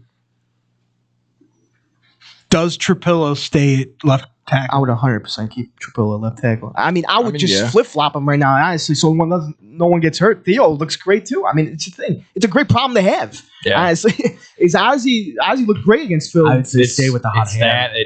Trapillo looks amazing. There was like a mini article about just anywhere Joe Thuney goes, he brings out the greatness and everything. So it's been awesome. I was gonna say what it was. It was I think Monungai. They're coming off the left side where Trapillo is. And you see Thuney, he collapses the defensive tackle, and then Trapillo just takes the end and folds him over Thuney, and you just see nothing but open space there from Monungai to just come through. And I'm like, There's no one over there. There's not a linebacker. No one's touching this kid. He could go for a touchdown if he want. I don't think they were going clips 5-6 yards down the field before someone touched. They were doing so many black schemes. Like, it was insane. Like, they were just the way they were just pushing this line to they were just shoving. And the way they're using Komet too on the motions to set him up for the blocks. Even Durham Smythe. Like Durham Smythe is in there, dude, just blocking the crap out of I do want to make one suggestion. Sure. Stop with so many gadget plays. Yeah, I mean, I know it's Ben being Ben, but it's going to end up biting you in the ass one of these games in a critical moment. And that's what we say about Dan Campbell too. So I don't know. It's kind of one of those things where it's when to use them. Yeah. That's the biggest thing. I agree. You don't need to roll them out like every other play. It seems like he uses them, but it seems like it's always like, all right, we're at 3rd and 2. What do we do? Oh, I got this. We can motion the tight end. We'll hand it off here. Boom. We'll go right up the middle. Easy. No problem. Like it's always for him. It's calculated almost. I love how the Bears have been kind of like a mini Grim Reaper. Like they beat the Giants. Taking people out. They beat the Giants. Fired Brian Dable. They beat the Steelers. You're hearing fire Mike Tomlin. And then they beat the Eagles. The Eagles fans go to the offensive coordinator's house and egg his house. Poor guy. For crying out loud. And I honestly, Poor guy. on the Eagles side of it, I honestly think this isn't a head coaching problem. This is an assistant problem. This is the second time now that this has happened for the Philadelphia Eagles, where he's just picked the wrong dude. Yeah. It also shows how much Kellen Moore was as important in this team last year. I mean, Kellen Moore leaving. You also have to look at what's his name up in Indianapolis too. Yeah, Steichen. Yeah. Like those two clearly were very critical to Sirianni's coaching prowess, and he just gave play calling to both. Dude. Yeah, he picked the wrong dude. You took Patullo because he was an inside hire. You figured, okay, he knows the offense, perfect. But he seems so hell bent on let's get the pass. Because again, look, I got the numbers here. Jalen Hurts, 230 yards, 2 touchdowns. Okay, great. Yeah. AJ Brown, probably really happy with his numbers. But yet again, your bread and butter player. I heard when I got that one. I heard a side note on that one. It was kind of interesting how they win and he's doing nothing, and that's all you hear about is like him complaining. Gone a 2-game losing streak, but he's caught 20 passes in the last 2 games. Yeah. Haven't heard a peep from AJ Brown. Right. So just the definition of a me guy. I'm happy. Selfish. But that's the thing is like your star is Saquon. From last year at least, your star was Saquon. All of a sudden, production has just fallen off a cliff. That offensive line has been banged up this year, though. And it has. But that's the thing is that even when it was banged up last year, they still found the right guys to fit in there. Key guy. Lane Johnson. Lane Johnson's still out. Yeah, that's been kind of one of the big things. Lane Johnson is that guy on. He's the smarts of that team, the leader on that team. Right. And I completely understand that. It's just. I feel like there's ways you can still get him the ball, get him opportunity. You only gave him 13 carries. Like that just seems that just seems low for what your offense was based off of last year. It seems Patullo's just like, we're gonna flip this thing completely around. And it's like, but why? Like what was so broke that you had to fix it? I don't know. Okay, couple things real quick. We're gonna move on from the Bears. I'm just gonna say it right now. That last nail in the Raheem Morris coffin was signed, sealed, and delivered this weekend. That press conference was sad. So sad to watch. You lost to the Jets. Aaron Glenn. In A.D. Mitchell looked like a stud. You had opportunity in overtime. To win the game. I have a legitimate question for you, though, sir. Yes. Can the Bengals run the table? Yes. Got that right. With Burrow as my witness, they might. That's the craziest thing, right? They could win the division. They're 4. That's the thing. They could win if they run the table. They could win the division easily. They run the table. The way the Steelers and the Ravens have both looked, it looks like it might be downtrodden seasons for them. Which means, and I don't know what to make of the Browns at this point with Shador. Shador at quarterback looks okay, but they clearly have a lot more issues going on besides quarterback. The headline with the Browns is Myles Garrett having 19 sacks with 5 games left. Well, now that's crazy. Over under is 23. Yeah, he's gonna hit that. Oh, 23's already broken. He's gonna hit 22 and a half. He's gonna hit that, and then there's also a little too far, but he might also get the tackle for loss record. He's about Yeah, that's right. 13-14 away. Yeah. That'd be a little tougher, but still, I The think way the he's sacks- been playing, it's quite possible he blows those out of the water. Strahan already said bye. Well, and also on top of that too, Deshaun Watson's back from his injury. So, shouldn't you Who? chocolate starfish? Thank you. Just want to make sure everybody knows He's who we're getting his talking fingers into the issues. For those playing at home. about. Yeah, right. Now that's butt stuff, sir. It's a definition. But no, listen. That division, crazy to say that at one point we were like, that's going to be the most competitive division maybe in football, and then all of a sudden it's like, where are we? Like you're sitting there kind of going, where are we at The thing with that this? sucks with the Bengals is the best record they can have right now is 9-8.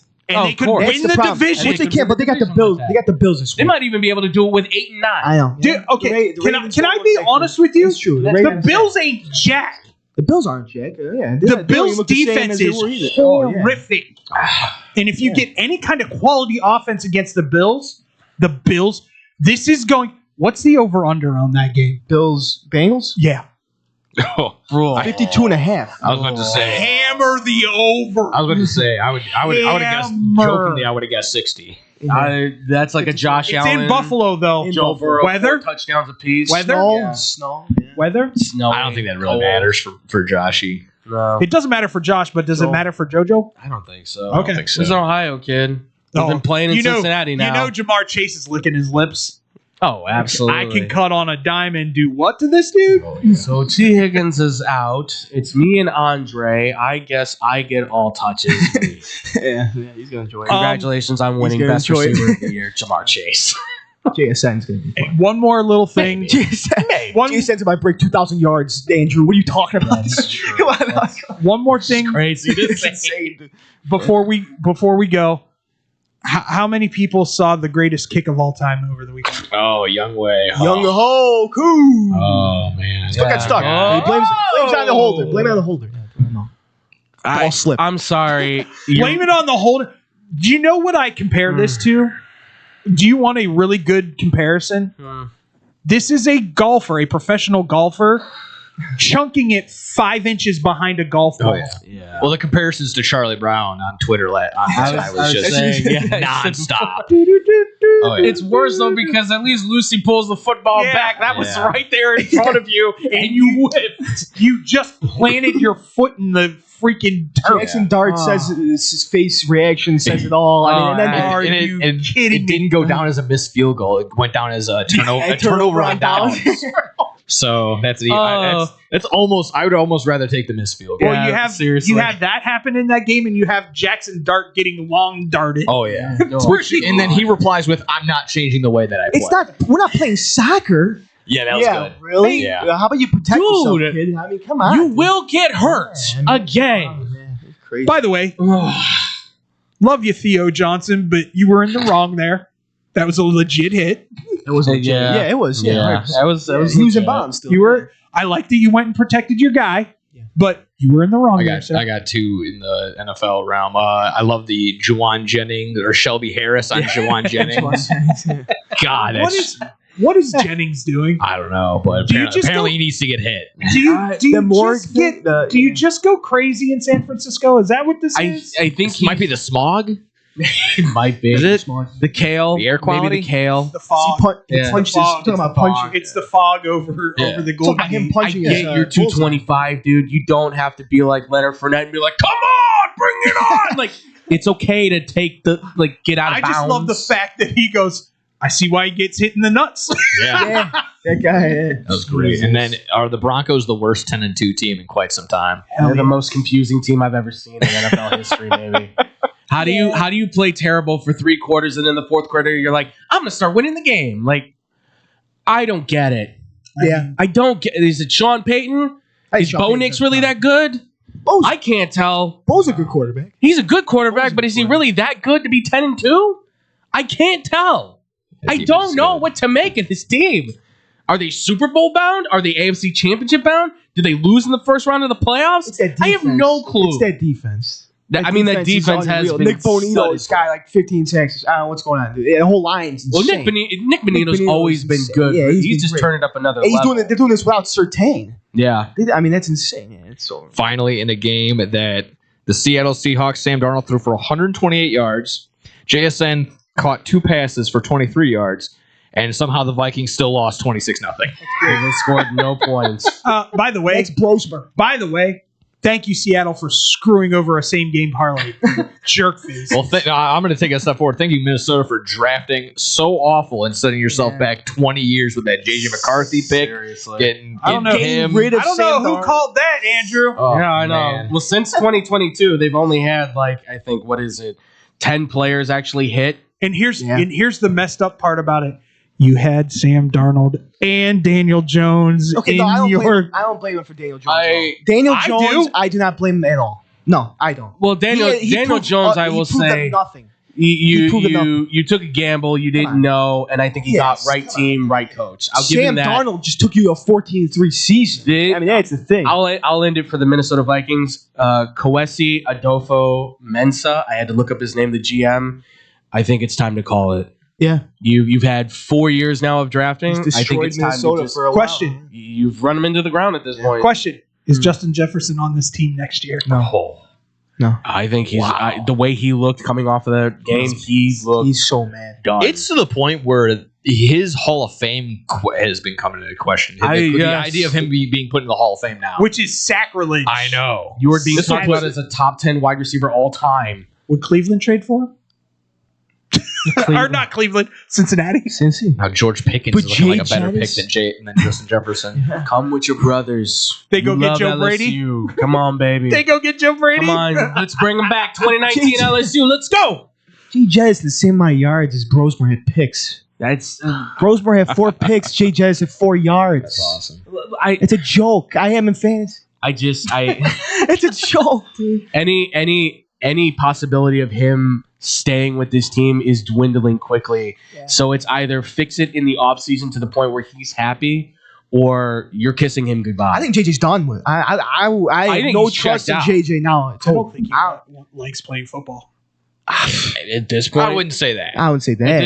At this point, I think he doesn't like playing football with the Vikings. He gave himself his own nickname more than anything. He just doesn't. Look at how he is in Minnesota. Like people are like. From what I understood, it's now he goes to the game and goes home. There's no more him going out. How do you not like football when you have a top 3 wide receiver and probably a top 2 duo in the league, and you have T.J. Hawkinson with Aaron Jones in the backfield? So I mean, you should be able to like football. Yeah, like I said, this goes on for me. This goes on Adolfo-Mensah, the GM. This isn't on Kevin O'Connell. This is on the GM for being like JJ's our guy. Brosmer, that pick 6 they threw, oh my God, careless. He just lofted that ball up. Could have had a still not the worst pick 6 ever thrown. I think Will Levis had one. No, Joe Flacco's got the worst pick 6 I've ever seen. I don't know. I don't know how you double clutch on a screen. Oh, I screen. Oh, that one this year. Yeah, that was awful. Yeah, double clutches and still goes.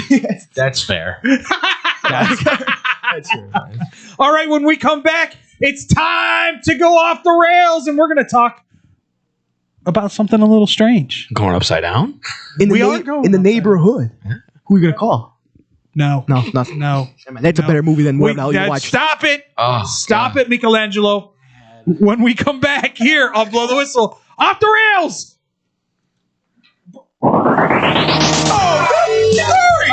He's right there. It's the bottom of the 7th inning. The last chance to order beer. But we didn't come here to drink beer. We came here to win this ball game. Chicago's so lucky. SportsTownChicago.com. 1, 2, 3 into the 4. Pizza at your house and you can get it at the store. Uh-oh, here we go. Chicagoland area. Little Caesars is heating up for the summer. Try our new Crazy Puffs, $3.99. Walk-in or delivery. 7 days a week.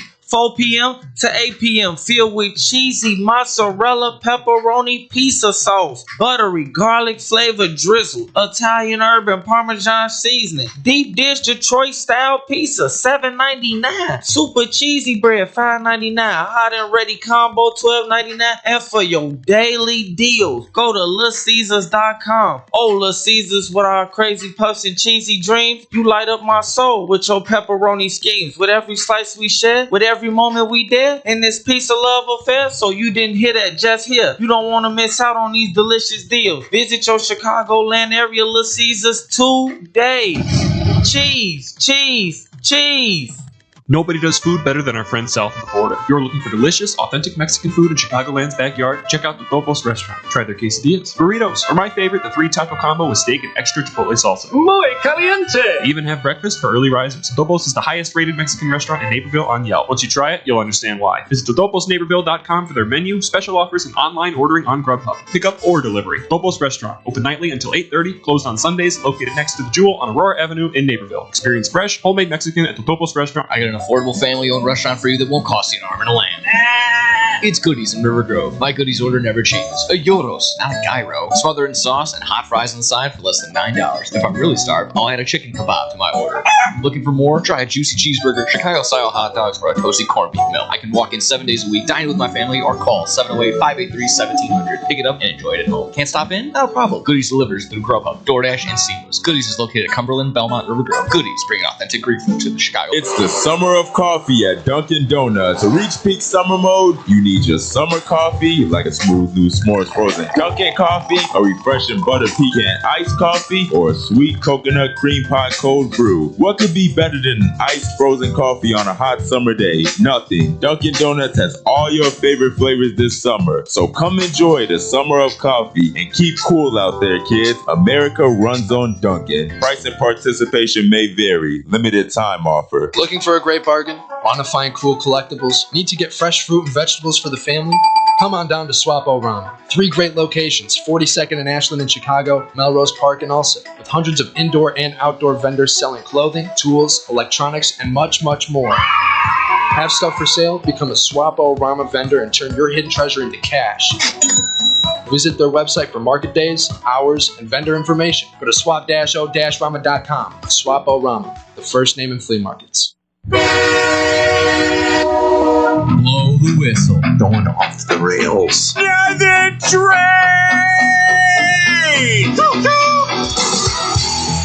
That's right. Welcome back to Blow the Whistle. It's time to go off the rails, where we talk about pretty much anything and everything that we want to talk about that is maybe sports related, maybe not sports related. What are you doing, dude? Good Lord, man. Quit messing around. 3 out of the 4 of us have watched the first 4 episodes of season 5. You haven't watched a single episode of Stranger Things. Why? Really? 11. I'm not going to harp on you for The that. Force. How much Star Wars? It's okay. But he likes 80s stuff. Yeah. It's not 80s stuff. Yes, it is. Wow, with all that Vecna stuff with the It's Demigorgons. 80s. What are they called? Demigorgons? Yeah, Demogorgon. The things were bad. It's insane. It's 80s. They ain't no 80s stuff. 80s is Life is Beautiful, whatever its name. What is that called? Life is Beautiful. It's Charlie Chaplin, the it's kid. literally based in the 80s, you jackhole. He sounds like a 90-year-old man describing It's things. Michelangelo. Oh my god. I don't know. It's cool. I know about It's it. his inner old Italian man. It's just Vecna's a cool bad guy. He looks very scary. Vecna's. Yeah. He's legit. He looks legit. Oh, I saw him going in there killing people. Do with his you things. like that kind of like Goonies? Do you I've like watched the Goonies. You It's have- great. This is in the same kind of Goonies, the one with the pirate ship, right? Yeah, the guy's Italian, of course. The grandma's Italian. I can see it through the I eye understand. if you gave the same explanation that Aaron gave for Of the little for, kids like- having powers. Exactly, like that. The reason he doesn't like Harry Potter. Harry Potter. Because the idea of a child being the main the main protagonist. 9 years old in the first film. Yeah, and like having the most powers, and as soon as like the evil spirit that destroys and rips people in half meets this child, they get nerfed. Tell me, Dumbledore, the guy with the ball is beating Harry. Yeah, not beating Harry, loses to Okay, Voldemort. first off, it's not Dumbledore. It's Dumbledore's Voldemort. the other guy. God, it's awful. I feel like it's that. I don't know if anybody's seen that video. That little kid and the woman holds up the candle that has Jesus on it. She's like, "Who's this?" And the little girl goes, "Dumbledore." Fantastic. I'm just saying. I think you would. My parents got into it. I think you would enjoy it. Yeah. I think you would. Yeah. Oh, Thoughts, boys. I mean, it's kind of tough. I honestly don't really know. I was coming. I had some expectations. I feel like some were met, others were not. I don't want to go too hard into spoilers for any of that may not have seen, but here's my thing. I think it's gotten gorier. A little bit. There was a couple scenes I was like, oh, okay. Yeah, they definitely expanded on kills. Yeah. Like showing them for sure. Which, let's go. Yeah.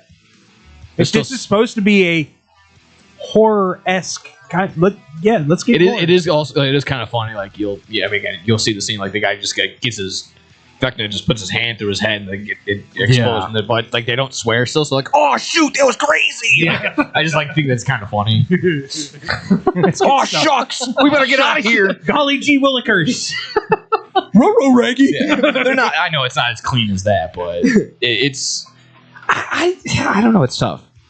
When you're getting like 5 full-length movies between the next 4, and then I would consider this episode 4 is an hour and a half, so that's like it's a full movie too. So a good solid B horror movie is an hour and a half. Yeah.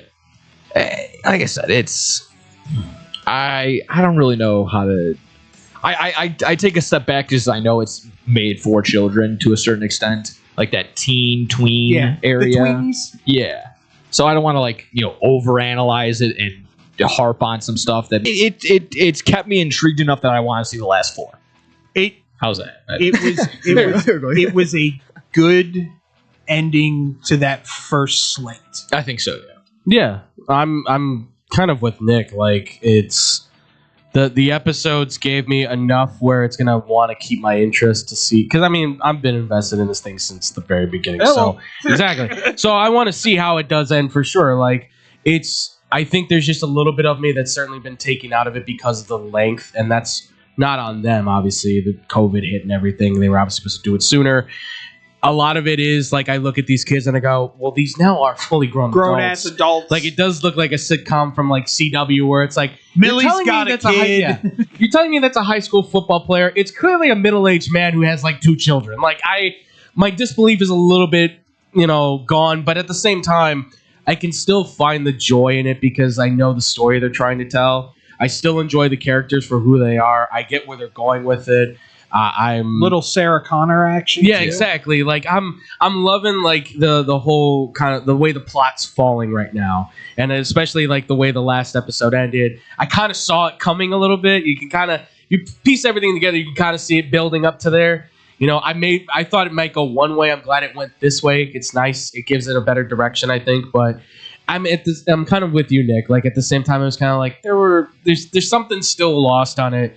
That it's not that I didn't enjoy it. It's just I probably was not as excited as I maybe would have been had this come out, 4 years ago. Yeah. If they would have been on track as they were before. But it's fine. Me, dude. Over here, you guys aren't convincing, man. Me over here. Well, we're not trying to spoil anything. That's the thing. If we could, this show's not for you. Right, yeah. I will say this. Miracle on 34th Street. I gotta watch It's a Wonderful Life. I'll bring this up I'll bring this up as well. I am finished with Yellowstone. Oh, meh. Okay. The last season was god awful. I want to watch Landman with Billy Bob Thornton. Too abrupt. Well, they rushed. That's the problem. They did. They rushed. You can tell too. Yeah. To quickly hop back to Stranger Things, their age doesn't really bother me.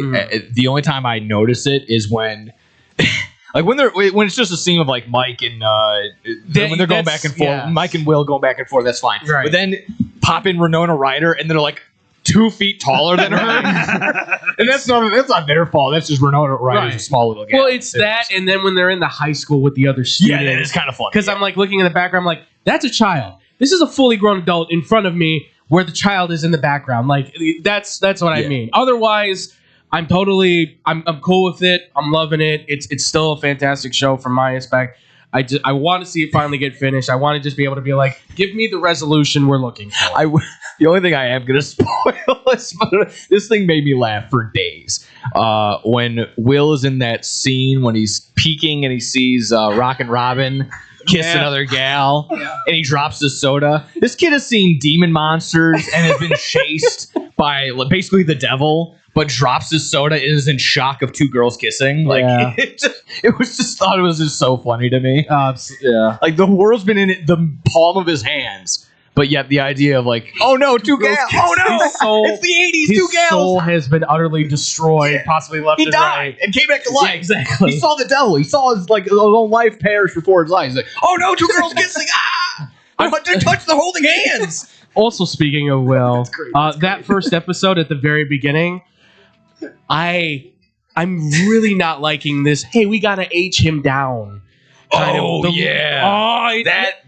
was the only CGI that ruined it for me. Yeah, that one was tough. That looked like he kind of looked like what's the Lord of the Rings? Yes, kind of looked like or Mark Hamill from The Mandalorian was another one where they like aged him down. Yeah. Like it when it's clearly another child, but right? They put the face on his face. I think they do it in Twilight, like the early Twilight. Like that's they did it with that baby. Yeah, they did it with that creepy baby. That baby. I hate that I know that, but I know it. So, but my girlfriend's a big Twilight gal, so I've been stuck watching those. Yeah, I know you've been going to the movies more. Yeah, are you headed to see the last Avatar movie? Oh, I was going to ask you, are you going to see? Do you want to see Stranger Things in theaters? I probably will. I'm thinking about it. I'm the complete opposite. It's the thing is that the theaters around me I know are kind of around older people. So I mean younger people will flock there. Don't get me wrong. Like there's high schools and stuff for sure. But I'm considering it. It's just my thinking is like they're going to inflate ticket prices. I can feel it. Like all the prices are. So what? They're going to show these on. They're going to show like the very last episode in theaters because it's like a 2.5 hour episode. Oh really? Yeah. Because it's like I don't know if it's select or if it's in like a vast majority. But I think they were doing like vast majority. Andrew, I might have to go to that movie with you because it'll be one that the lovely lady. She came back right at the end yesterday and was like, "What am I watching?" I don't know. That's the thing, though. I don't know because at the same time, the comfort of my home is always nice. Because if I'm in there and I don't know, the age group is going to be different for me. I feel like it's going to be one of the like I've been to a theater where like the crowd gets loud, like when good things happen, they'll cheer and chant. And it's like I don't need that. I don't want that. I was there for Sonic the Hedgehog 3 when I was around a bunch movie, of dude. Minecraft movie was the worst. Yeah, that was a jockey thing. Yeah. He brought a chicken into the theater. I saw That's that, awesome. which is And he was holding it up like this. it's In the middle of the movie, there's How do popcorn flying all you over. get that How do you get a whole chicken? I mean, I saw like the Hunger Games in theaters when it was packed, like in the muck of it. Like The best movie experience I've ever had, something like that, is I took my girlfriend at the time when I was living down in Texas. I took my girlfriend at the time to go see Magic Mike. Okay. Oh my! The girls were going nuts. It was me and one other dude That's it. in the whole thing, and it was all women. And the audible gasp, if you've seen Magic Mike, the audible gasp that happens when they show Channing Tatum's ass in the first 5 minutes. I laughed my ass off. And she looked at me and she goes, "Why are you laughing?" I said, "Did you not hear that unison from every girl in the theater?" And she goes, "No." I said, "Yeah, because you were one of them, gasp." That movie got me laid so much. So much. Because I bought it on DVD when it came out that Christmas. Nice. Merry Christmas, honey. Want to watch Magic Mike?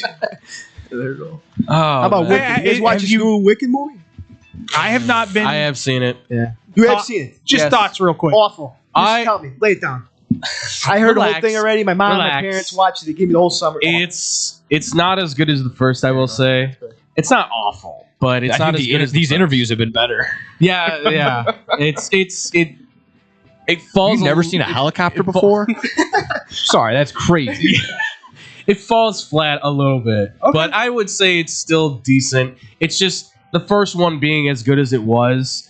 It's going to be hard to be like, and here's part 2. Yeah. Like I feel like, again, kind of like with Stranger Things, something's missing on it. I don't know Part 2 was anything near the original one.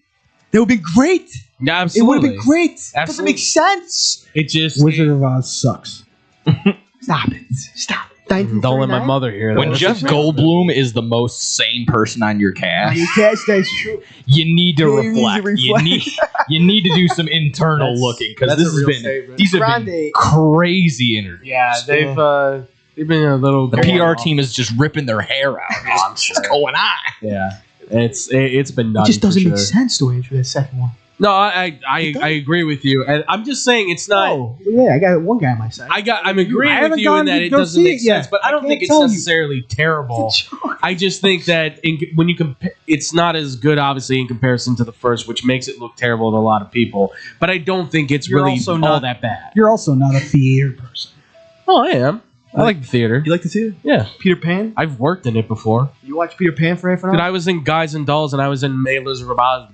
Be in Wonderland? Come on. Les Miserables.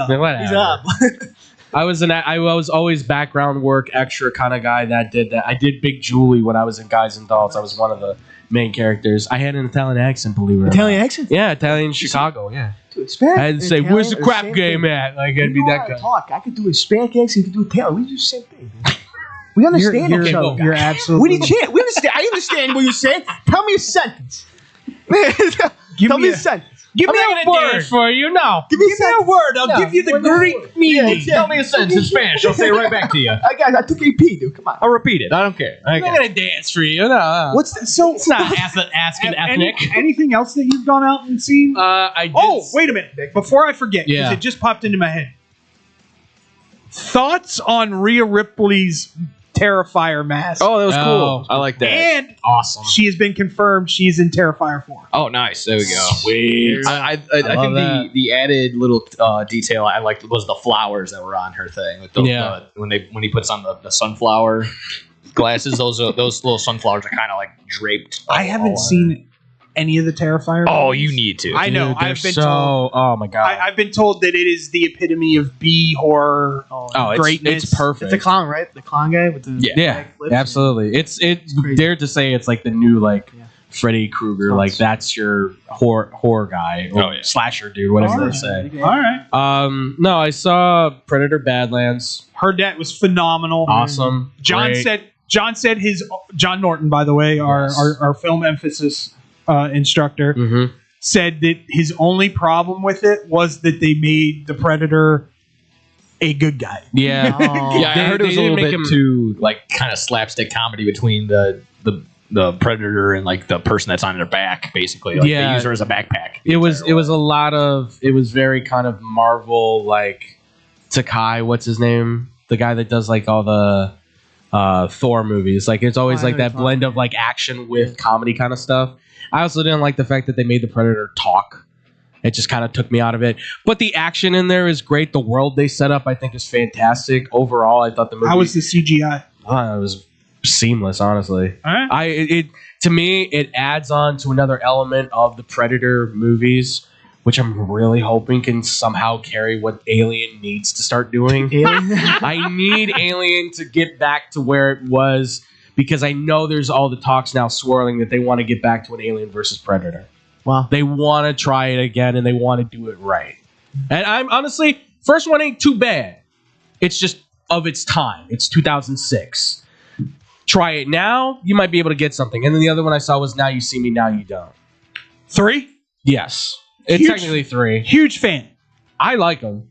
This one, very reminiscent a little bit of the first. So okay, so I was a fan of the first. Because it gives you kind of like here's the magic trick, like after they've done it. Like here's the whole, like they kind of show how it's done.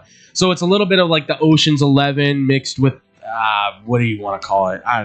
One of those kind of like heist movies kind of thing. So it's got like that kind of feel to it. Awesome. So I liked it. I mean, I'm not going to say it's going to win an Oscar, but if you want to watch a movie that you can enjoy for like the holidays, even though it's not really a holiday movie. No, that's Die Hard. Right, yeah, it's Die Hard. That's ain't Gremlins and anything else Christmas. Whoa. No. Whoa, We're not doing this again. Whoa. We had this discussion so many times. Yeah, it takes place in Christmas. Die Hard is a Christmas movie. What are you talking about? Frankie, let it die. Let it die. Me and Nick are on the same page. I'm glad I have someone else in this. I'm glad I have someone else in this. Came out during the summertime. It's an action movie. It's not Christmas movie. It's not Christmas. It is a Christmas movie. What was he doing? Deck the halls with Fowls of Holly? In the middle of the whole reason he went out there was because it was Christmas. It was a Christmas party that got taken over by terrorists. What kind of party was it again? Yeah, but doesn't mean a Christmas movie. The Christmas party has nothing to do with it. It took over the Nakatomi. Come on, now it's not. So, it was a hotel, plaza, whatever. Yourself. It's an action movie, dude. Michelangelo. It's an action movie. Thank you, Nick. You tell me. No, I mean it's a Christmas movie. No, not even close. Yes.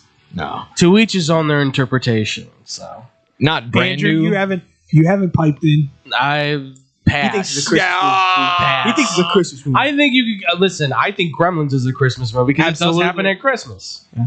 I don't know when it came out exactly, but it does. It takes place in Christmas. That's a lot of the setting to it. I call it a Christmas movie. That's fine because it was supposed to. He was supposed to be a Gizmo was a gift. It's a gift, and that kind of sets up the. There is rumors that there's a new Gremlins movie. Love it. I heard they wrapped up on Spaceballs already. They did. Yes, they did. Well, they had to film it quickly because Mel Brooks is god awful old. Yeah, makes sense. Yogurt. He's got to play yogurt. He directed it still. That's the crazy thing. He still. He's a genius. Man is a legend. Those guys that don't. How many? Those guys are legends. All right. Those guys will never die. Let's test his old manness. Okay. How many have you actually watched? I've seen a bunch. Blazing Saddles, Spaceballs. Well, now I'm gonna watch this new one. But I what's another one? Search for new money. Give me another one. Robin Hood Men in Tights. I've watched that before. I watched all of it. He's made fun of everything. What's his best movie? By your account. I think Blazing Saddles was one of the funniest things I've ever seen in my life. Blazing Saddles is my number one. Dude, one of the funniest. Young Frankenstein is. Frankenstein's amazing. That is by far the best movie he's Frankenstein. If Die Hard is a Christmas movie, then so is Harry Potter because Harry Potter and every Harry Potter it is Christmas. It is. I classify that. Harry Potter. You just look at the setting. Harry Potter is. I will say, for some reason, it does come out. It always does come on TV around Christmas time. There is not a. Then Goodfellas is also a Christmas movie because they celebrate Christmas in the middle of the movie. I guess you could say it is. No, we can't. No, you can't. I'm trying to make the point that no. I'm okay. Hey, you know what? I'm okay with Goodfellas being a Christmas movie. I like that. I like that. That's awful. All right, hold on. I'm gonna. If we have time, I'm gonna try to. So is Mean Girls. Then so is Edward Scissorhands. Then so is Batman Returns. Then so is Mr. and Mrs. Smith and 12 Monkeys. Those are all Christmas movies now. Yeah. I'll go with 12 Monkeys. One bump on the 12th day a monkey. I drew a game. Yeah. All right. One fell off and bumped his. I looked this up real quick. So this is from AI, mind you. I said, what qualifies as a Christmas movie? Okay. Die Hard. It says a Christmas movie is defined by a combination of factors, most commonly including setting the plot around the Christmas season, using Christmas themes and tropes, and having the holiday be central to the story's conflict. Is it central to the story's conflict? Yes, because Die he would Hard have is never central. gone out. Stop yourself. To Nakatomi Plaza. Those are all ands, not ors. Key elements can include decorations, music, and themes of family, love, or redemption, while some movies that take place during the holidays are still debated by some viewers. AI is an idiot. Yeah. That's by AI. I can keep looking at articles if you want me. Darius Slay is now a Buffalo Bill. Ooh. Wow, they get Brandon Cooks and Darius Slay. Wow. I did love that. Mike Tomlin goes, "We got to start eating soup with a spoon, not a fork," and then they go get who's the wide receiver? Adam Thielen. Tomlin, who already might be the number 2 best wide receiver on that team. He really might be. Calvin Tomlin, the number 2. Him and DK are probably. I don't. These analogies you come up with are not hitting, my guy. Spoon instead of sport. Just say we suck right now. We need to get better. Just cut plain and simple. The Bears' injury report came out. Ruben Hippolyte did not play. Monungai did not play with an ankle injury. That sucks. Rome did not play with his foot. And Tyreek Stevenson did not play. TJ was limited, and Noah Sewell was full. Any butt stuff? Huge. No butt stuff. Jalen Johnson's good. Questionable. But yes. But Deshaun Wright's good. It's good. Dominic Robinson's good. I don't know if there's anything else. Is there anything you've been watching lately, sir, that you want to talk about? I was watching the Miracle. It's a Beautiful Life. Miracle on 31st. James Stewart. Legend. It's a Wonderful Life. It's a Wonderful Life, whatever it's called. Jesus. The life that's beautiful. I don't know. Me and the gal started watching Arrested Development.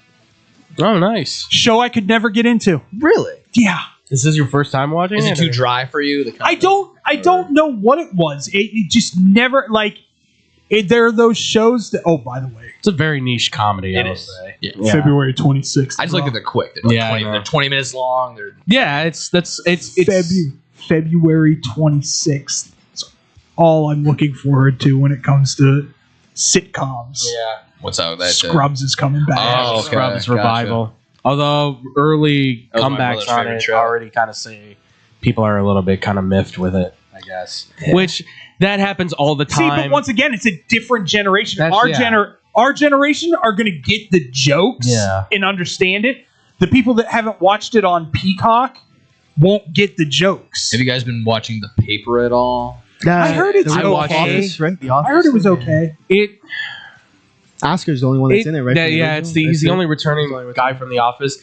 It has the bones of The Office, and if that can. Well, if you think if you think about it, though, The Office wasn't the greatest thing on sliced bread. No, the first season. it was judged so harshly for like the first 4 seasons. Then people were like catching on, and they went, "Oh, people really love this." Oh, I get it. left. Yeah, well, that was the biggest problem.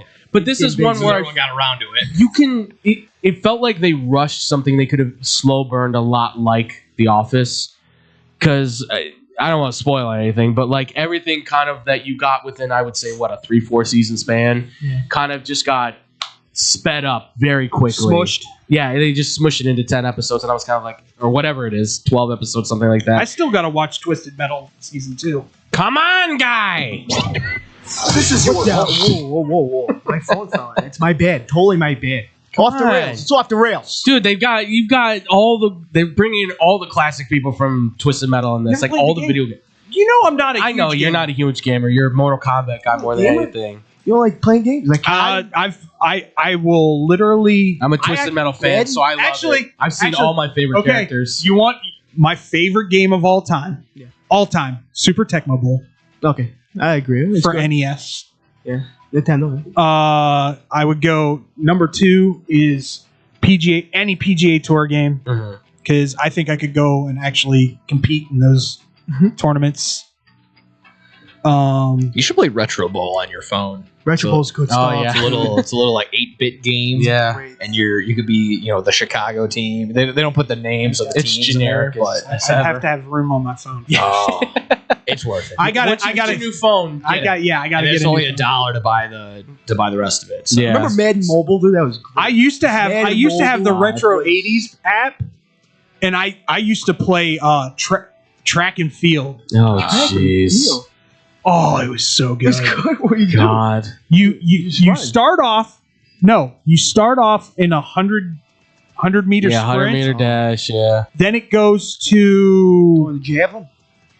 No, I think it's hurdles next, isn't it? I think so. Then the it's been javelin. so long. If you get past the javelin, you go to archery.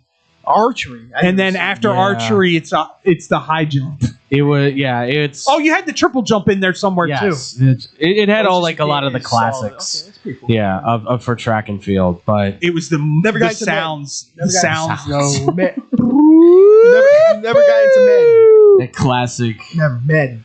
I would play Madden 2K. with my son because he asked me to, and we would always do like Legends teams. One of my favorite memories with my son was That's why I we still were, only play Madden 11. we were playing the Legends stuff, and the cards flip over, and he goes, "Dad, should I take Dick Butkus or?" And I forget who the other guy was. I was like, "Take Dick Butkus." Who's Dick Butkus, Dad? I was just pick him. Jeez. Who's Dick Butkus? And then he played, bro. What's going on? He's not a Chicago kid. He's a Philly. He's born in Philly. No, he No, wasn't. what was he at? Do you see who his dad is? I was never close to Philly. Yeah. Oh, you were I was outside. right in the middle Yeah, of the you were state. outside. Never mind. But yeah, those are the memories that I have of that. I love playing golf games. I played 3 rounds this weekend while Ray was painting stuff. Nice. By the way, Raylan has no tonsils anymore. Successful tonsillectomy. Awesome. Great success. Still a little puffy, but she's doing way better than I thought she was going to be doing. Good. Ice cream for days. Yeah, I was 2 gonna days. say, 2 all that days. ice cream, baby. I asked her yesterday, and I'll probably ask her again. I mean, how many fudgesicles did you have? Because that's what they're going with. A fudgesicle. One. I only had one. So many kids get sick around this time. Thanksgiving. Well, that's why she got her tonsils taken out, because her anoids are Speak of the devil. Hey. All right, boys. Mute my mic. Somebody take us out. All right, well, ladies and gentlemen, as David W. Dykstra is talking to his wonderful daughter, thank you all so much for joining us on this amazing episode here of Blow the Whistle. We appreciate you guys as always, too. If you want to follow us anymore, make sure to follow us on Blow T Whistle 1 on Instagram, Twitter, Facebook, and TikTok. You guys can also, by the way, too, ask us any questions at blowtwhistleradio@gmail.com. We always appreciate that, too, as well. Hey, make sure, by the way, too, this Friday we've got X-Bomb Sports going live, as well as Bad Karma Wrestling, too. Yes, sir. Talk about all the sports and all the WWE and AEW news you find. So that's, again, Bad Karma Wrestling at 11 o'clock a.m. Central Time on YouTube. That's the Bad Karma Wrestling YouTube page. And X-Bomb Sports is at the YouTube X-Bomb Sports YouTube page, probably around 12:30. It sucks right now. Yeah, tell me about it, dude. Agree. But yes, on top of that, too, ladies and gentlemen, with that, thank you all so much for listening. Thank you all so much for watching. Be positive, stay positive, and positive things will happen to you. As always, we'll see you guys this Friday for another wonderful show for Blow the Whistle as well. Peace out, everybody.